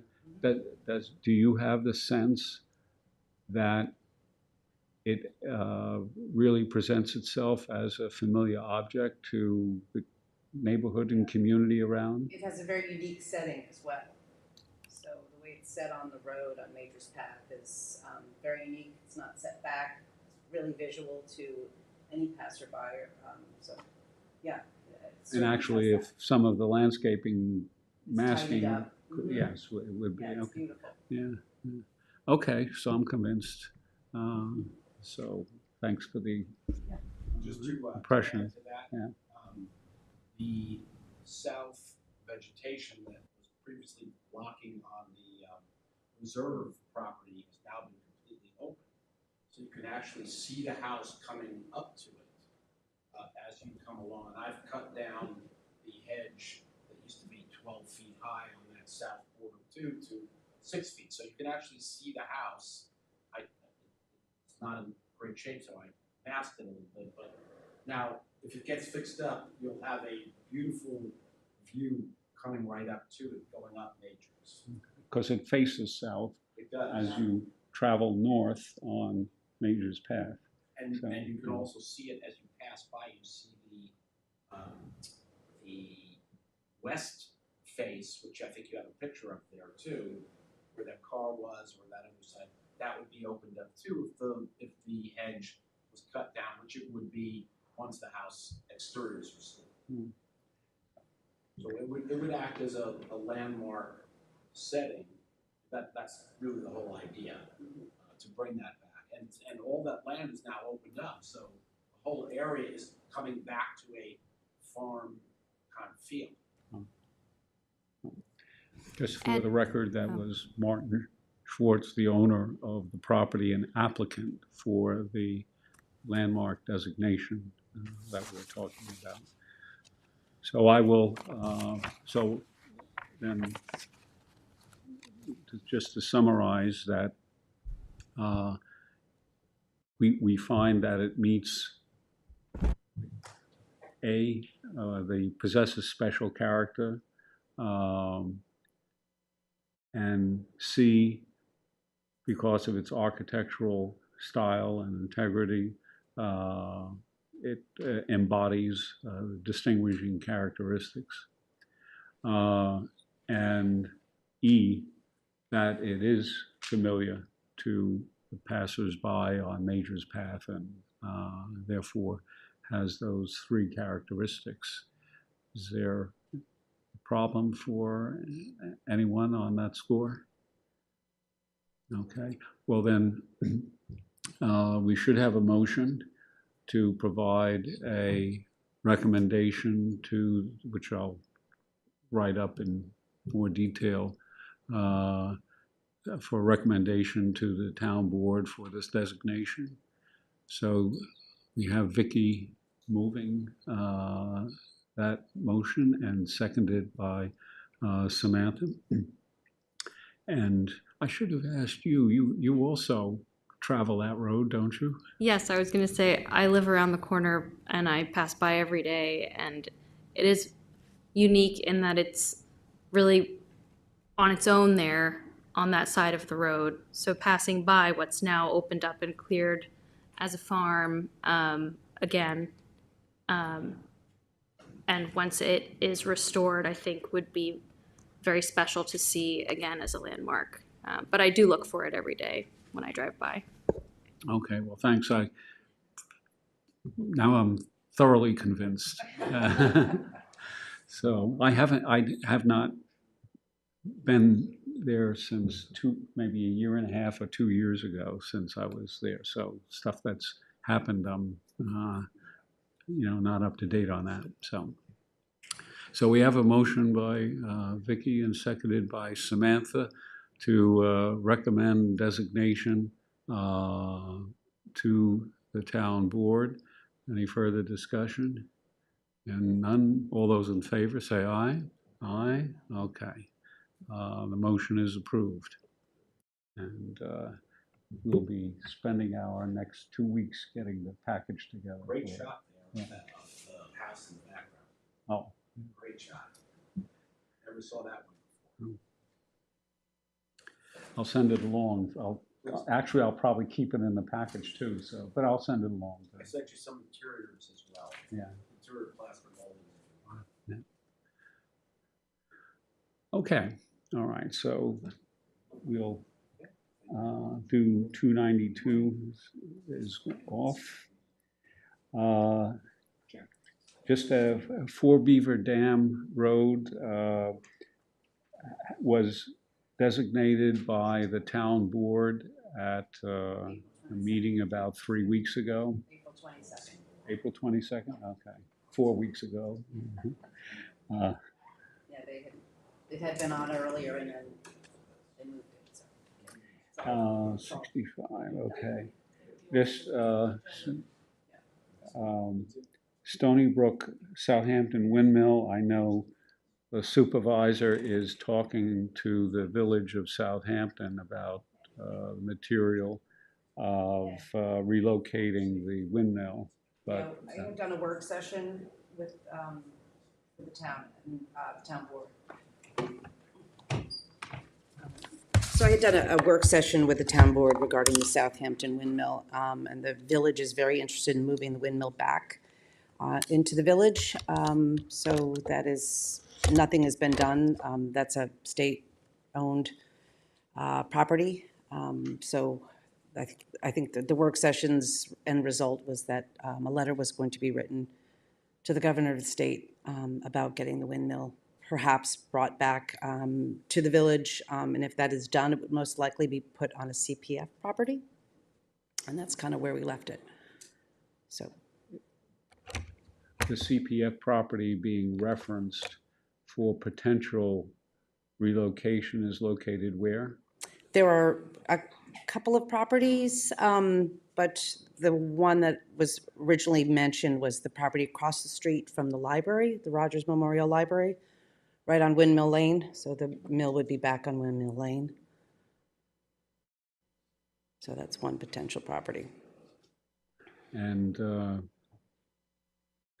since that discussion, there was going to be some follow-up by the supervisor's office to... There is what's going to happen, so there's going to be a letter drafted between the village and the town to the governor. To the governor. about this possibility. Yeah. Any need to communicate with the authority that governs the campus? I think that's all, they're all in the mix, yes. Yeah, so I'm not sure from that meeting if, you know, the state right. university will obviously be part of the Well, there was conversation. But I think the initial type, keeping it where it is not really on the table at the moment. yeah. It's about Well, the reason I ask is because there are a number of linkages in the state university administrative structure right, that. right. I mean, I loosely say a letter to the governor, but. Okay, well, Yeah. all right.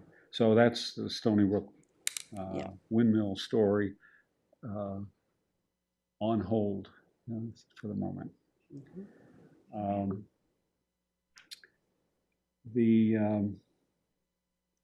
The other items you wanted to address? So 11 Walnut Avenue in East Quogue, that's moving along. They have, the owners of the home, the fitters, have documentation. It's now up to them. This was, contracts were sent for historic facade easements, which is what they are using to leverage landmarking for historic facade easement through the CPF. The same with 149 South Country Road in Remsenburg. They have a contract as well.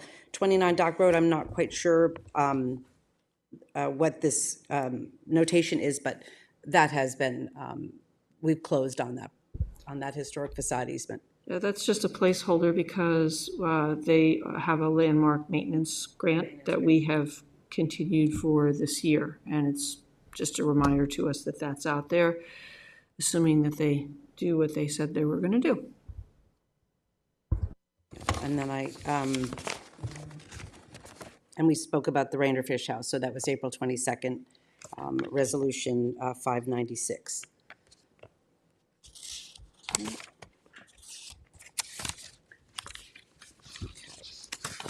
So now we'll get to 1040 Flanders Road. 1040, yes. I'll try and make this quick. I'm just going to read from here so I can kind of stay on track. 1040 Flanders Road in Flanders is most commonly known as Methodist Point. I'll give you a little history background, but Methodist Point, so there are three structures on this property. There are many structures on this property. There are three that we'd like to landmark as a whole unit. So there's the Methodist Point House. It's circa 1890. There's a barn that's most likely an early, late 18th century, early 19th century barn on the property, as well as a converted, a 1930s converted windmill that stood on the property. It's been enclosed inside a barn, small barn, and the water pumping windmill that was once there has now been converted using steam power. So it's a very interesting little building, and we thought it's worthy of landmarking. So the property is 4.5 acres of land along Reeves Bay and has been identified as a historic resource and contributing structure in the town's duck farming, maritime, and recreational history. The property was evaluated in the Town of Southampton Resources Survey as a potential resource, and each structure possesses characteristics that are historically significant. This report has been prepared to document the property's history in support of town landmarking. In addition to the iconic 1890 farmhouse, the circa 1800 red barn, which are visible from Flanders Road, which I mentioned, there's a small converted windmill barn that adds to the farm's history. The property is located on historically known as Otter Hole Neck in the hamlet of Flanders, first settled in about 1760 by Josiah Goodale. It was purchased in 2021 with the Town Community Preservation Fund to acquire the property as both wetland preservation and historic preservation target areas. Some old photographs, if you're not familiar, these are George Bradford Brainerd photographs and that is a structure that's still, that's the Benjamin House, right? James Benjamin House in the center there. You cannot see the house that originally stood on Methodist Point. It's obstructed by those trees. So, best known as Methodist Point, a name originally thought to be connected to the Griffin family who owned it in later years. This property actually dates back to Captain Charles Smith, a coastal trader, and his family who settled in Flanders from Machias, Maine in the late 1790s. Just a little note that Ellis Squire Sr. family of Squiretown, whose home is a historic landmark, and the Smiths were linked by marriage through a few generations. Captain Smith and his wife Dorcas Foss Smith were instrumental in the early establishment of a Methodist society on the eastern end of Long Island, specifically in the formation of a church in Sag Harbor in 1809. Before Methodist churches were built on Long Island, members held services in their homes, stopped for circuit riders to preach along the way. It is supposed that the Smith House served Methodists on the western part of the town here in Flanders. Captain Smith died in 1835. His wife, Dorcas Smith, continued to live on the property until her death, and she is buried alongside her husband in the Flanders Cemetery. In 1857, after the death of Dorcas, an auction advertisement for the property read that very pleasant and romantically situated homestead and of the late residence of Captain Charles Smith, deceased at Flanders in the town of Southampton, and consisting of about 25 acres of land on which is a comfortable dwelling house, barn, an orchard, and a never-failing spring near the door. The space is particularly valuable for the privileges that surround it, such as fishing, eeling, etc., and being nearly surrounded by water. That was an advertisement that was in the Sag Harbor Corrector in 1857 that I just read from. Captain Charles Smith was a coastal trader. In that earlier photograph of the black and whites, you can actually see sloops and ships in the bay. They were carting salt hay and timber, which was a big industry for Flanders at the time. In 1858, the Smith family sold the 25-acre property, and I also note that by purchasing this property, the CPF for the town of Southampton has now put that 25 acres back together again. This parcel is just shy of 5, so we added to all the other pieces that we own. The town owns, and it's back to its 25-acre original lot. So this 25-acre property was sold to John L. Griffin for $675 in 1858. John's son Samuel Griffin was a young man who made his livelihood working in the cordwood industry, shipping timber between Flanders and New Haven, Connecticut, before eventually settling down on his father's farm. The cordwood industry, as you can see noted on this photograph, in this area was a primary source of income, with thousands of cords worth being cut every winter. Teams of horses would then haul the wood over to the landings on shore, where it would be ready to load on sloops and schooners that sailed to Connecticut and New York City's ports, providing fuel for the burgeoning metropolis. In 1884, Samuel Griffin turned his attention to the duck-growing industry and established the first duck farm in Flanders on Methodist Point. By the turn of the 20th century, the farm was raising more than 5,000 ducklings per year. The duck industry appears to have begun on Long Island in the Spionk and Eastport area. The raising of ducks did not become a full-time industry on Long Island until sometime between 1880 and 1885. Prior to that, the raising of ducks was a supplemental activity to farming and fishing. Duck farmers experimented with different methods of production in the late 1800s and early 1900s before the duck industry began its steady production expansion. Taking full advantage of the arrival of summer visitors in Flanders, Samuel Griffin, while tending to his budding duck farm, built the large farmhouse in 1890 and took in summer boarders throughout the early 20th century. So lured by cooler temperatures and glistening white sand beaches, people began journeying to the South Shore, to villages like Flanders, with the advent of the Long Island Railroad, first to Riverhead in 1844 and then to Southampton in 1870. The East End became a haven for sportsmen and summer visitors seeking rest and relaxation. One summer, Lodger wrote, every thrifty and intelligent farmer formed the habit of taking in summer boarders for 4 months of the year. And this extra income with summer boarders kind of lightened up their winter. They could take it a little bit easier farming. By the close of the 19th century, there were approximately 10 boarding houses and converted farmhouses operating in Flanders. Samuel's wife Annie and daughters Fanny and Blanche most likely were in charge of the guest accommodations. With the marriage in 1914 of Samuel Griffin's daughter Blanche to Thomas Irving Havens, a neighbor, the duck farm daily operations eventually passed down to Thomas, or T.I. as he was known.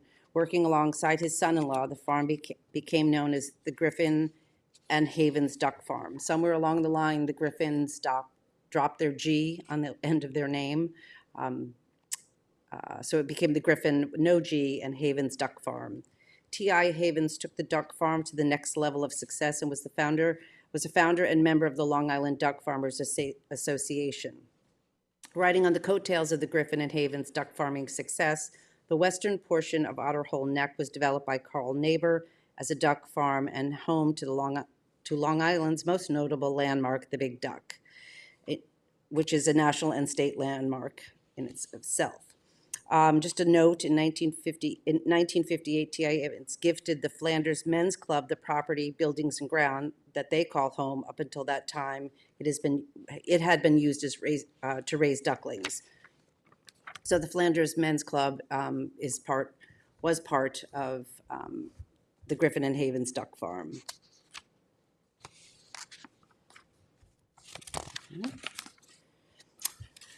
Unfortunately, with the decline of the duck industry due to many factors, including water pollution and T.I.'s death in 1966, duck farming ceased on the point. His widow, Blanche Griffin Havens, died in 1975, and the property, after nearly 120 years, passed out of the Griffin family.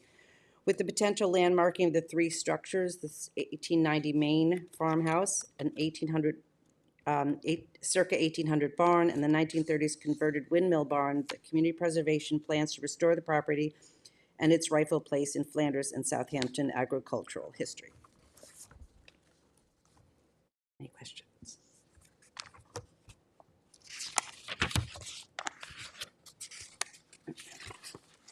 And you've got pictures of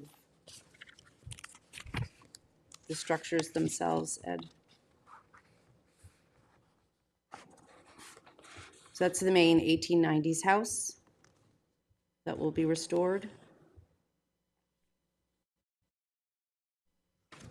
And we'll bring it back to its original 1890s. That enclosed porch is a later addition. It's just a small little outbuilding connected to the house that will stay. That is the north elevation of the house on the point. So that enclosed porch will be removed.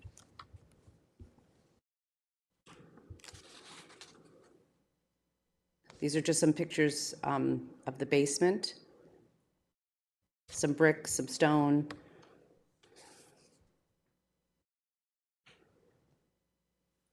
And I should mention that the Charles Smith, Captain Smith house, we believe was removed. There are some aerials that show a structure in the back of the farm. There were many buildings, and it's on the 1962 aerial, and then it disappears. There were thoughts that one of the structures on the parcel, which ultimately will be torn down. That's at a different meeting. Is not the original house that was built in the early 1700s, early 1800s. There's nothing that shows from the architecture, from the framing, the materials that would suggest that house is very old. So this is just an interior shot of the Victorian beadboard. A lot of the finials staircase finials have been removed, but that will all be restored in the interior. This is the barn, the main structure on your right-hand side of the photograph. We believe is early 1800s. That would have been part of the Smiths family homestead, and that we would like to restore as well. Just a different south elevation. This would be removed? I believe so. I don't think there's any material in there that that warrants it, but we'll have to take a closer look at that. And the stuff like the skylights will disappear. Yeah, and the skylights are not historic. And that's just, that's the west, the north and west side of the barn.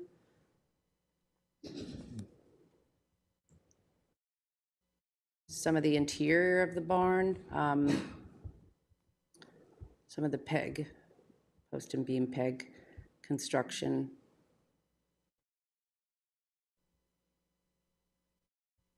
I think that's the lower level of the barn, and you can see in that section right there, that's for cow milking.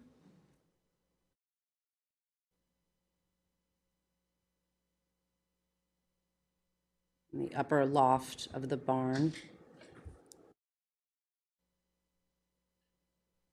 And that's the small converted windmill, water pumping windmill.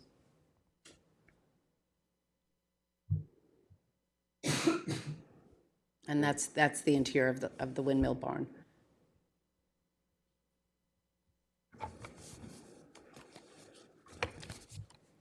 So you have three structures that are being proposed.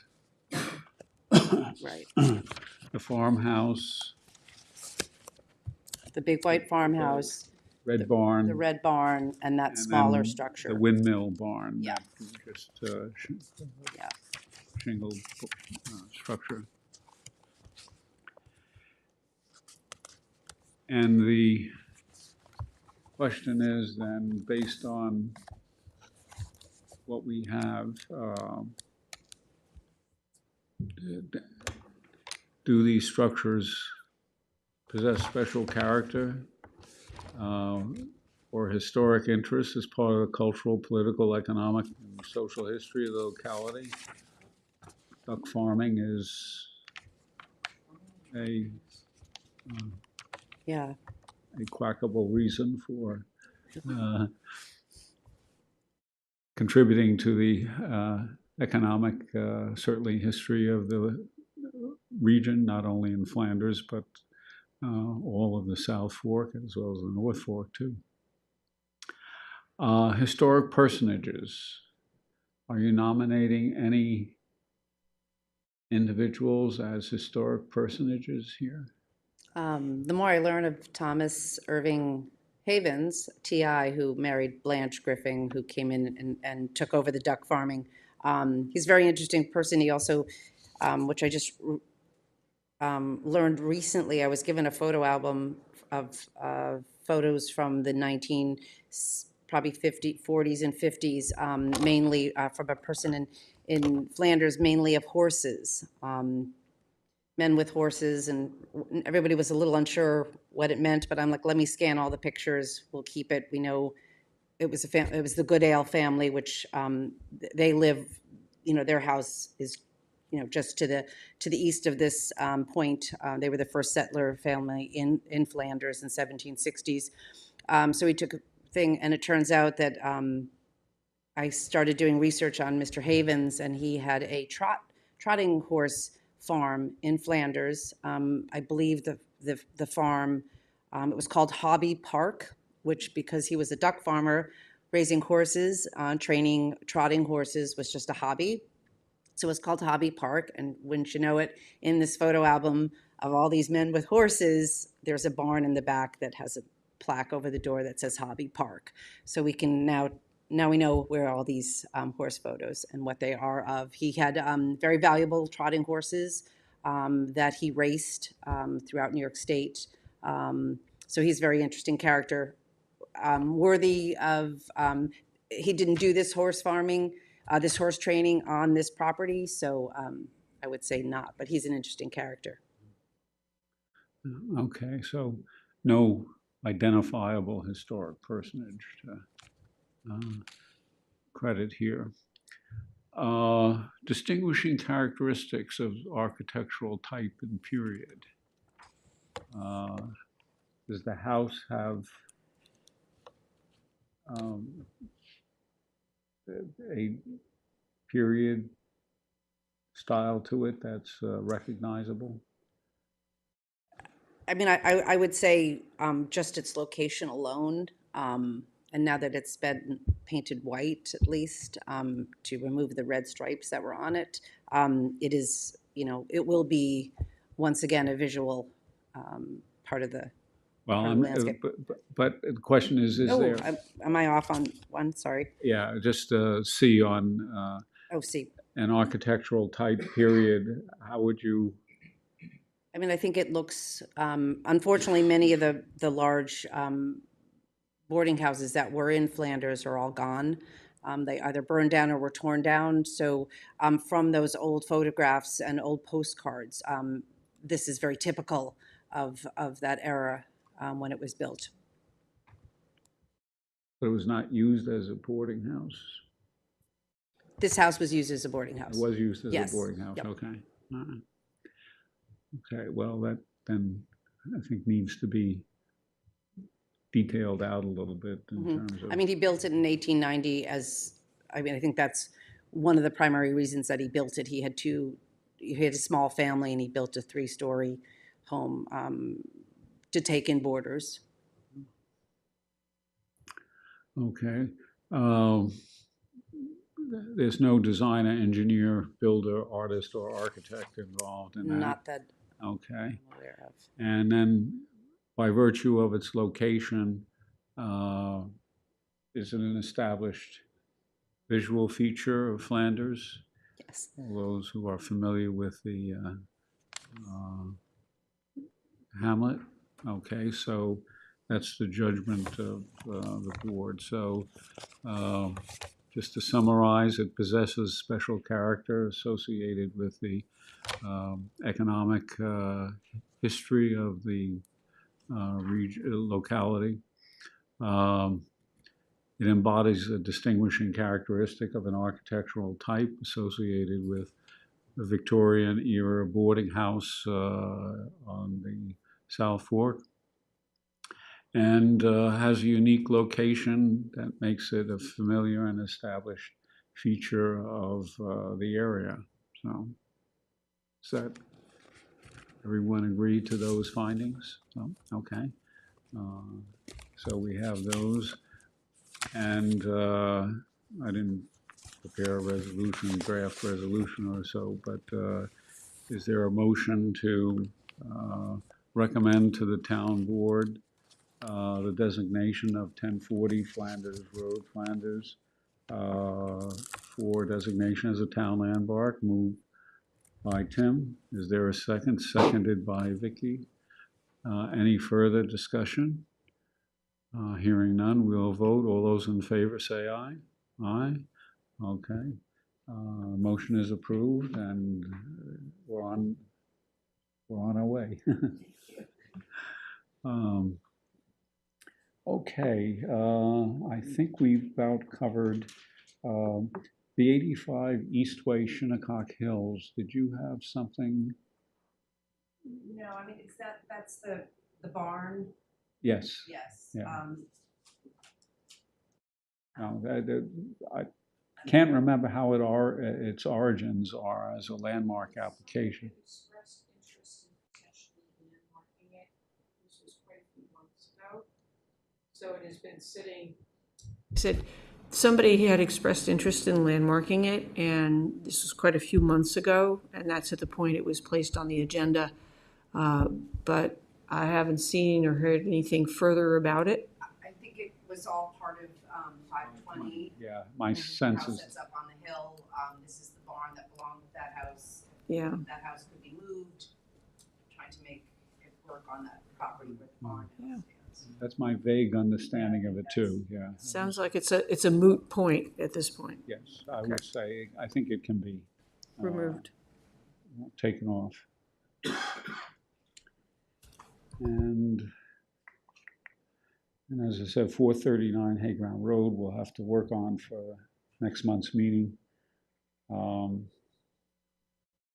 we skipped anything on this list? I don't see anything. Okay. What's happening with 65 Old Riverhead Road? This the Burluke? Oh yes, that's still one of my open projects to finish writing up. Everything has just been tossed my way, and but it has not stopped the closing on it. No, it was So yeah, 2 different target areas. right, yeah. So the ability for it to close was eliminated. So okay, historic landscapes. It's still an open question with nothing new on that. Southampton, Stony Brook, Southampton historic buildings is basically the windmill and the Clapham estate as well. Sorry? The Arthur B. Clapham's, Oh, the house. yeah, the house. That's an open question too, which might be part of any potential negotiations that might need to be undertaken. We'll see. Certified local government activity. Yes.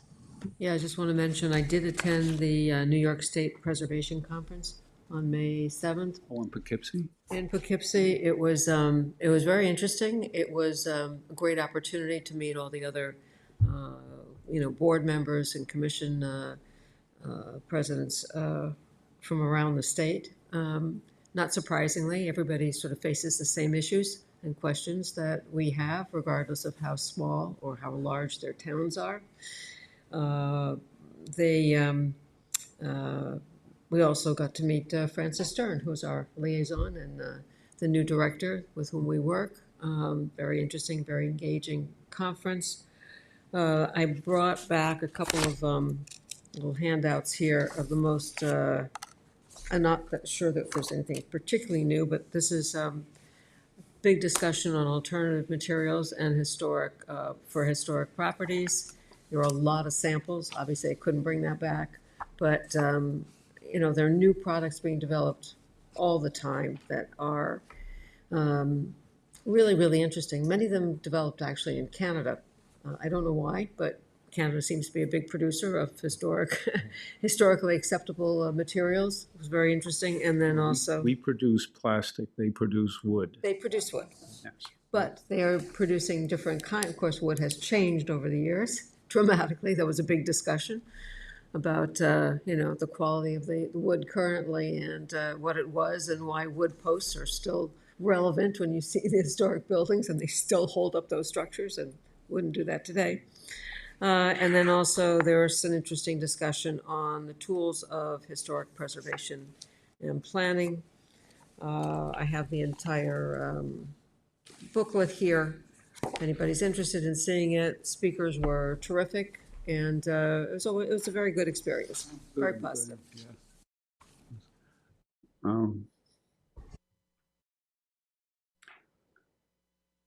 Something I was going to address about that, but Vicki, did they accept our annual report, or are they still reviewing that? They're still reviewing it because the deadline to submit was the end of this month. So we were actually the first in the state to submit it, probably because we only had 2 years of data to submit rather than 4.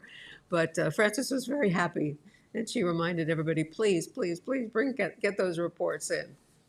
But so it will be reviewed. about how many people were there, would you estimate?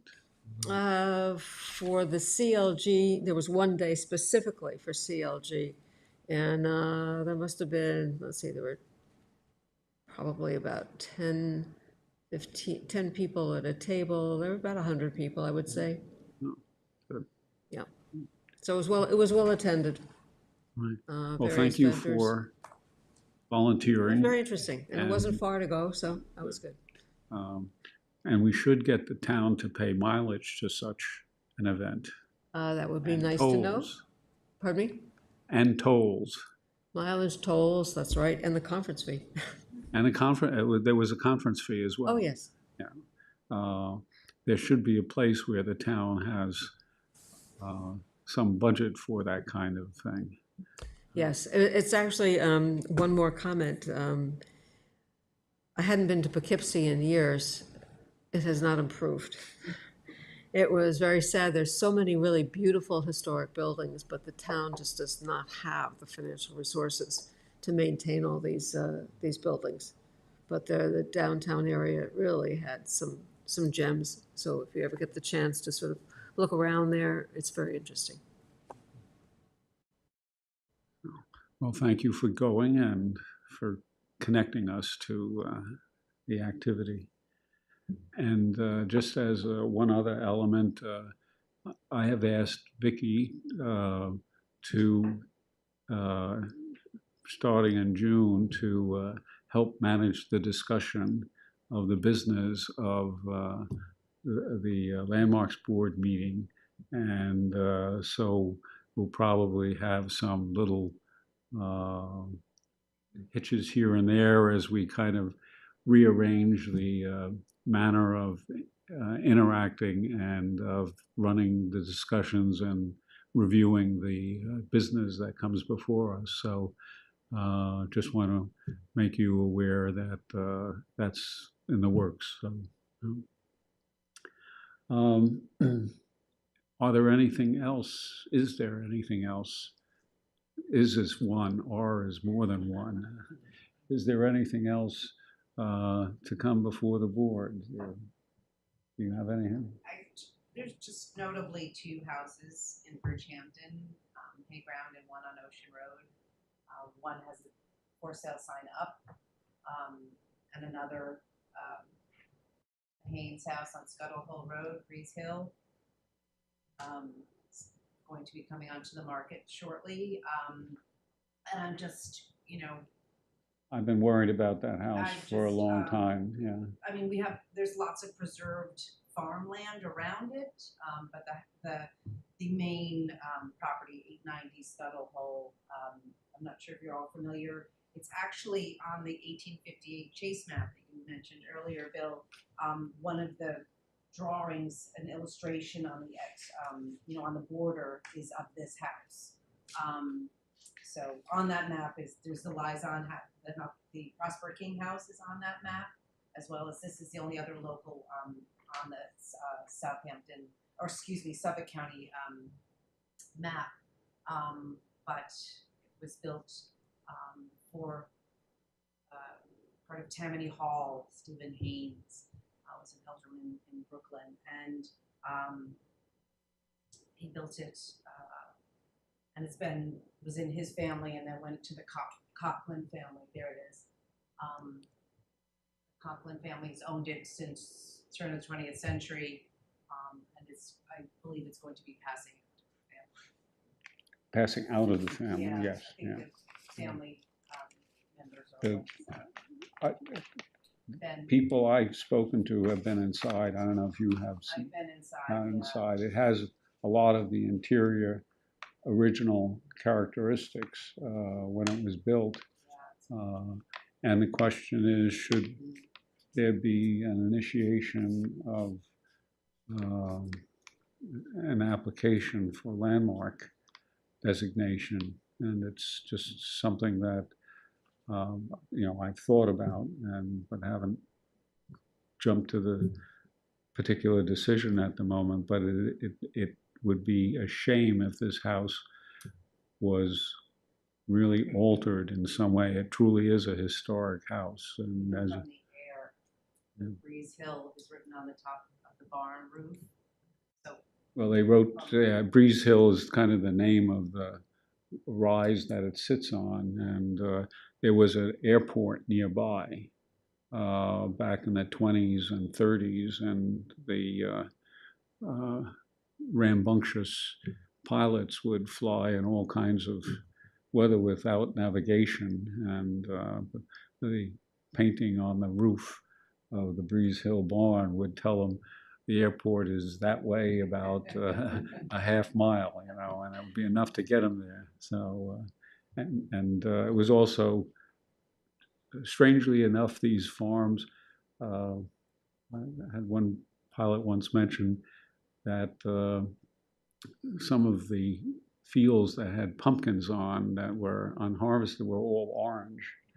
And in that area, that was one of the ways in which some people would be guided to get to East Hampton Airport by just knowing where the pumpkin patches were described to them by other pilots flying visually rather than through instrument navigation and so on. But anyway. Yeah. That's how you navigate. Yes, well, yes, yeah, right. But I mean, with all the certified local government and all the work that Vicky's done and you've all done, there are some candidates that are, for landmarking. Yeah. What was the Ocean Road, did you say? And the other one is 510 Ocean Road. It was Albie Musnicki's house. It's an old Ludlow house. It's about 5 acres. It's a big parcel. Right on Ocean Road. And is that listed online or something like that? I'm not, yeah, it's online. It's online? Okay. Yeah. It's got a very empty price tag. So, do you want to update anything about? Yeah, well, 690 Ocean Road, which was the Sanford house, the owner that disassembled it and stored it in a barn has offered to donate it back to the town. We've reached out to CPF to see if the Nathaniel Rogers property would be an appropriate location for it, but we haven't heard anything yet. And the supervisor wanted CPF to make a decision on whether that property could accommodate it. It's kind of out of my hands. No, I know that, but I mean, I saw the developer last week, and I said, how quickly do you want us to take it off your hands? And he said, well, he's not in a great rush, but obviously the sooner the better. Just to the whole house up Ocean Road. Yeah, the house is, what was the date, do you recall? 1740. Okay, yeah, that sounds about right, 1740. And it was disassembled after trying to find a relocation on an emergency basis for it in the neighborhood, but it was then disassembled. The property was going to be either flipped or without the house, or sold for another building. And it turned out that a neighbor of the property would have bought the house to keep it, and didn't know, and of course it fell into the hands of basically a developer in Southampton. And so David, what year was that when they dismantled it? Wasn't that long ago. 2020. I had, around then. I have, The neighbor ended up buying it. And the Anyway. lot is empty. Yeah, the lot's empty. The neighbor bought it because he didn't want a house put there. let's see, what was it, 620? 690. 690 90. on Ocean. But it was just recently back to intentions. 690 demo was May 2022. And we had also descendants of the Sanford family. It was a Sanford house, which there were multiple Sanford houses in the neighborhood, offered to donate Revolutionary War memorabilia and objects, including the rifle used in the Revolutionary War, for a little Sanford display, and if the town were to take up the house. So that letter was offered, but of course nothing turned out at that time. But that may be something else to keep in mind if this project develops. How many years ago was it you, I, and Jeffrey Vogel sat down to talk about making that a little historic district of its own? Yeah, that was, yeah.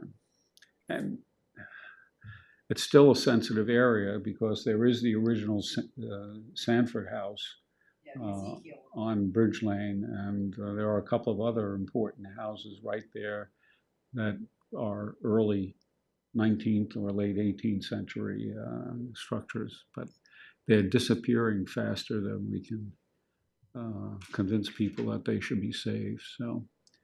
One other thing, where did we leave off on the preservation opportunity clause? I have not, the supervisor said she was going to communicate with other town board members to see that, and but like a lot of things with the town board and the landmarks board, stuff gets said, but doesn't always get done. So we'll have to see, and maybe at some point there might be a whisper of a reminder to see if anything is stirred. So anything else? We captured a lot. If nothing else, we'll adjourn the meeting. So the meeting is adjourned. Thank you. Thank you.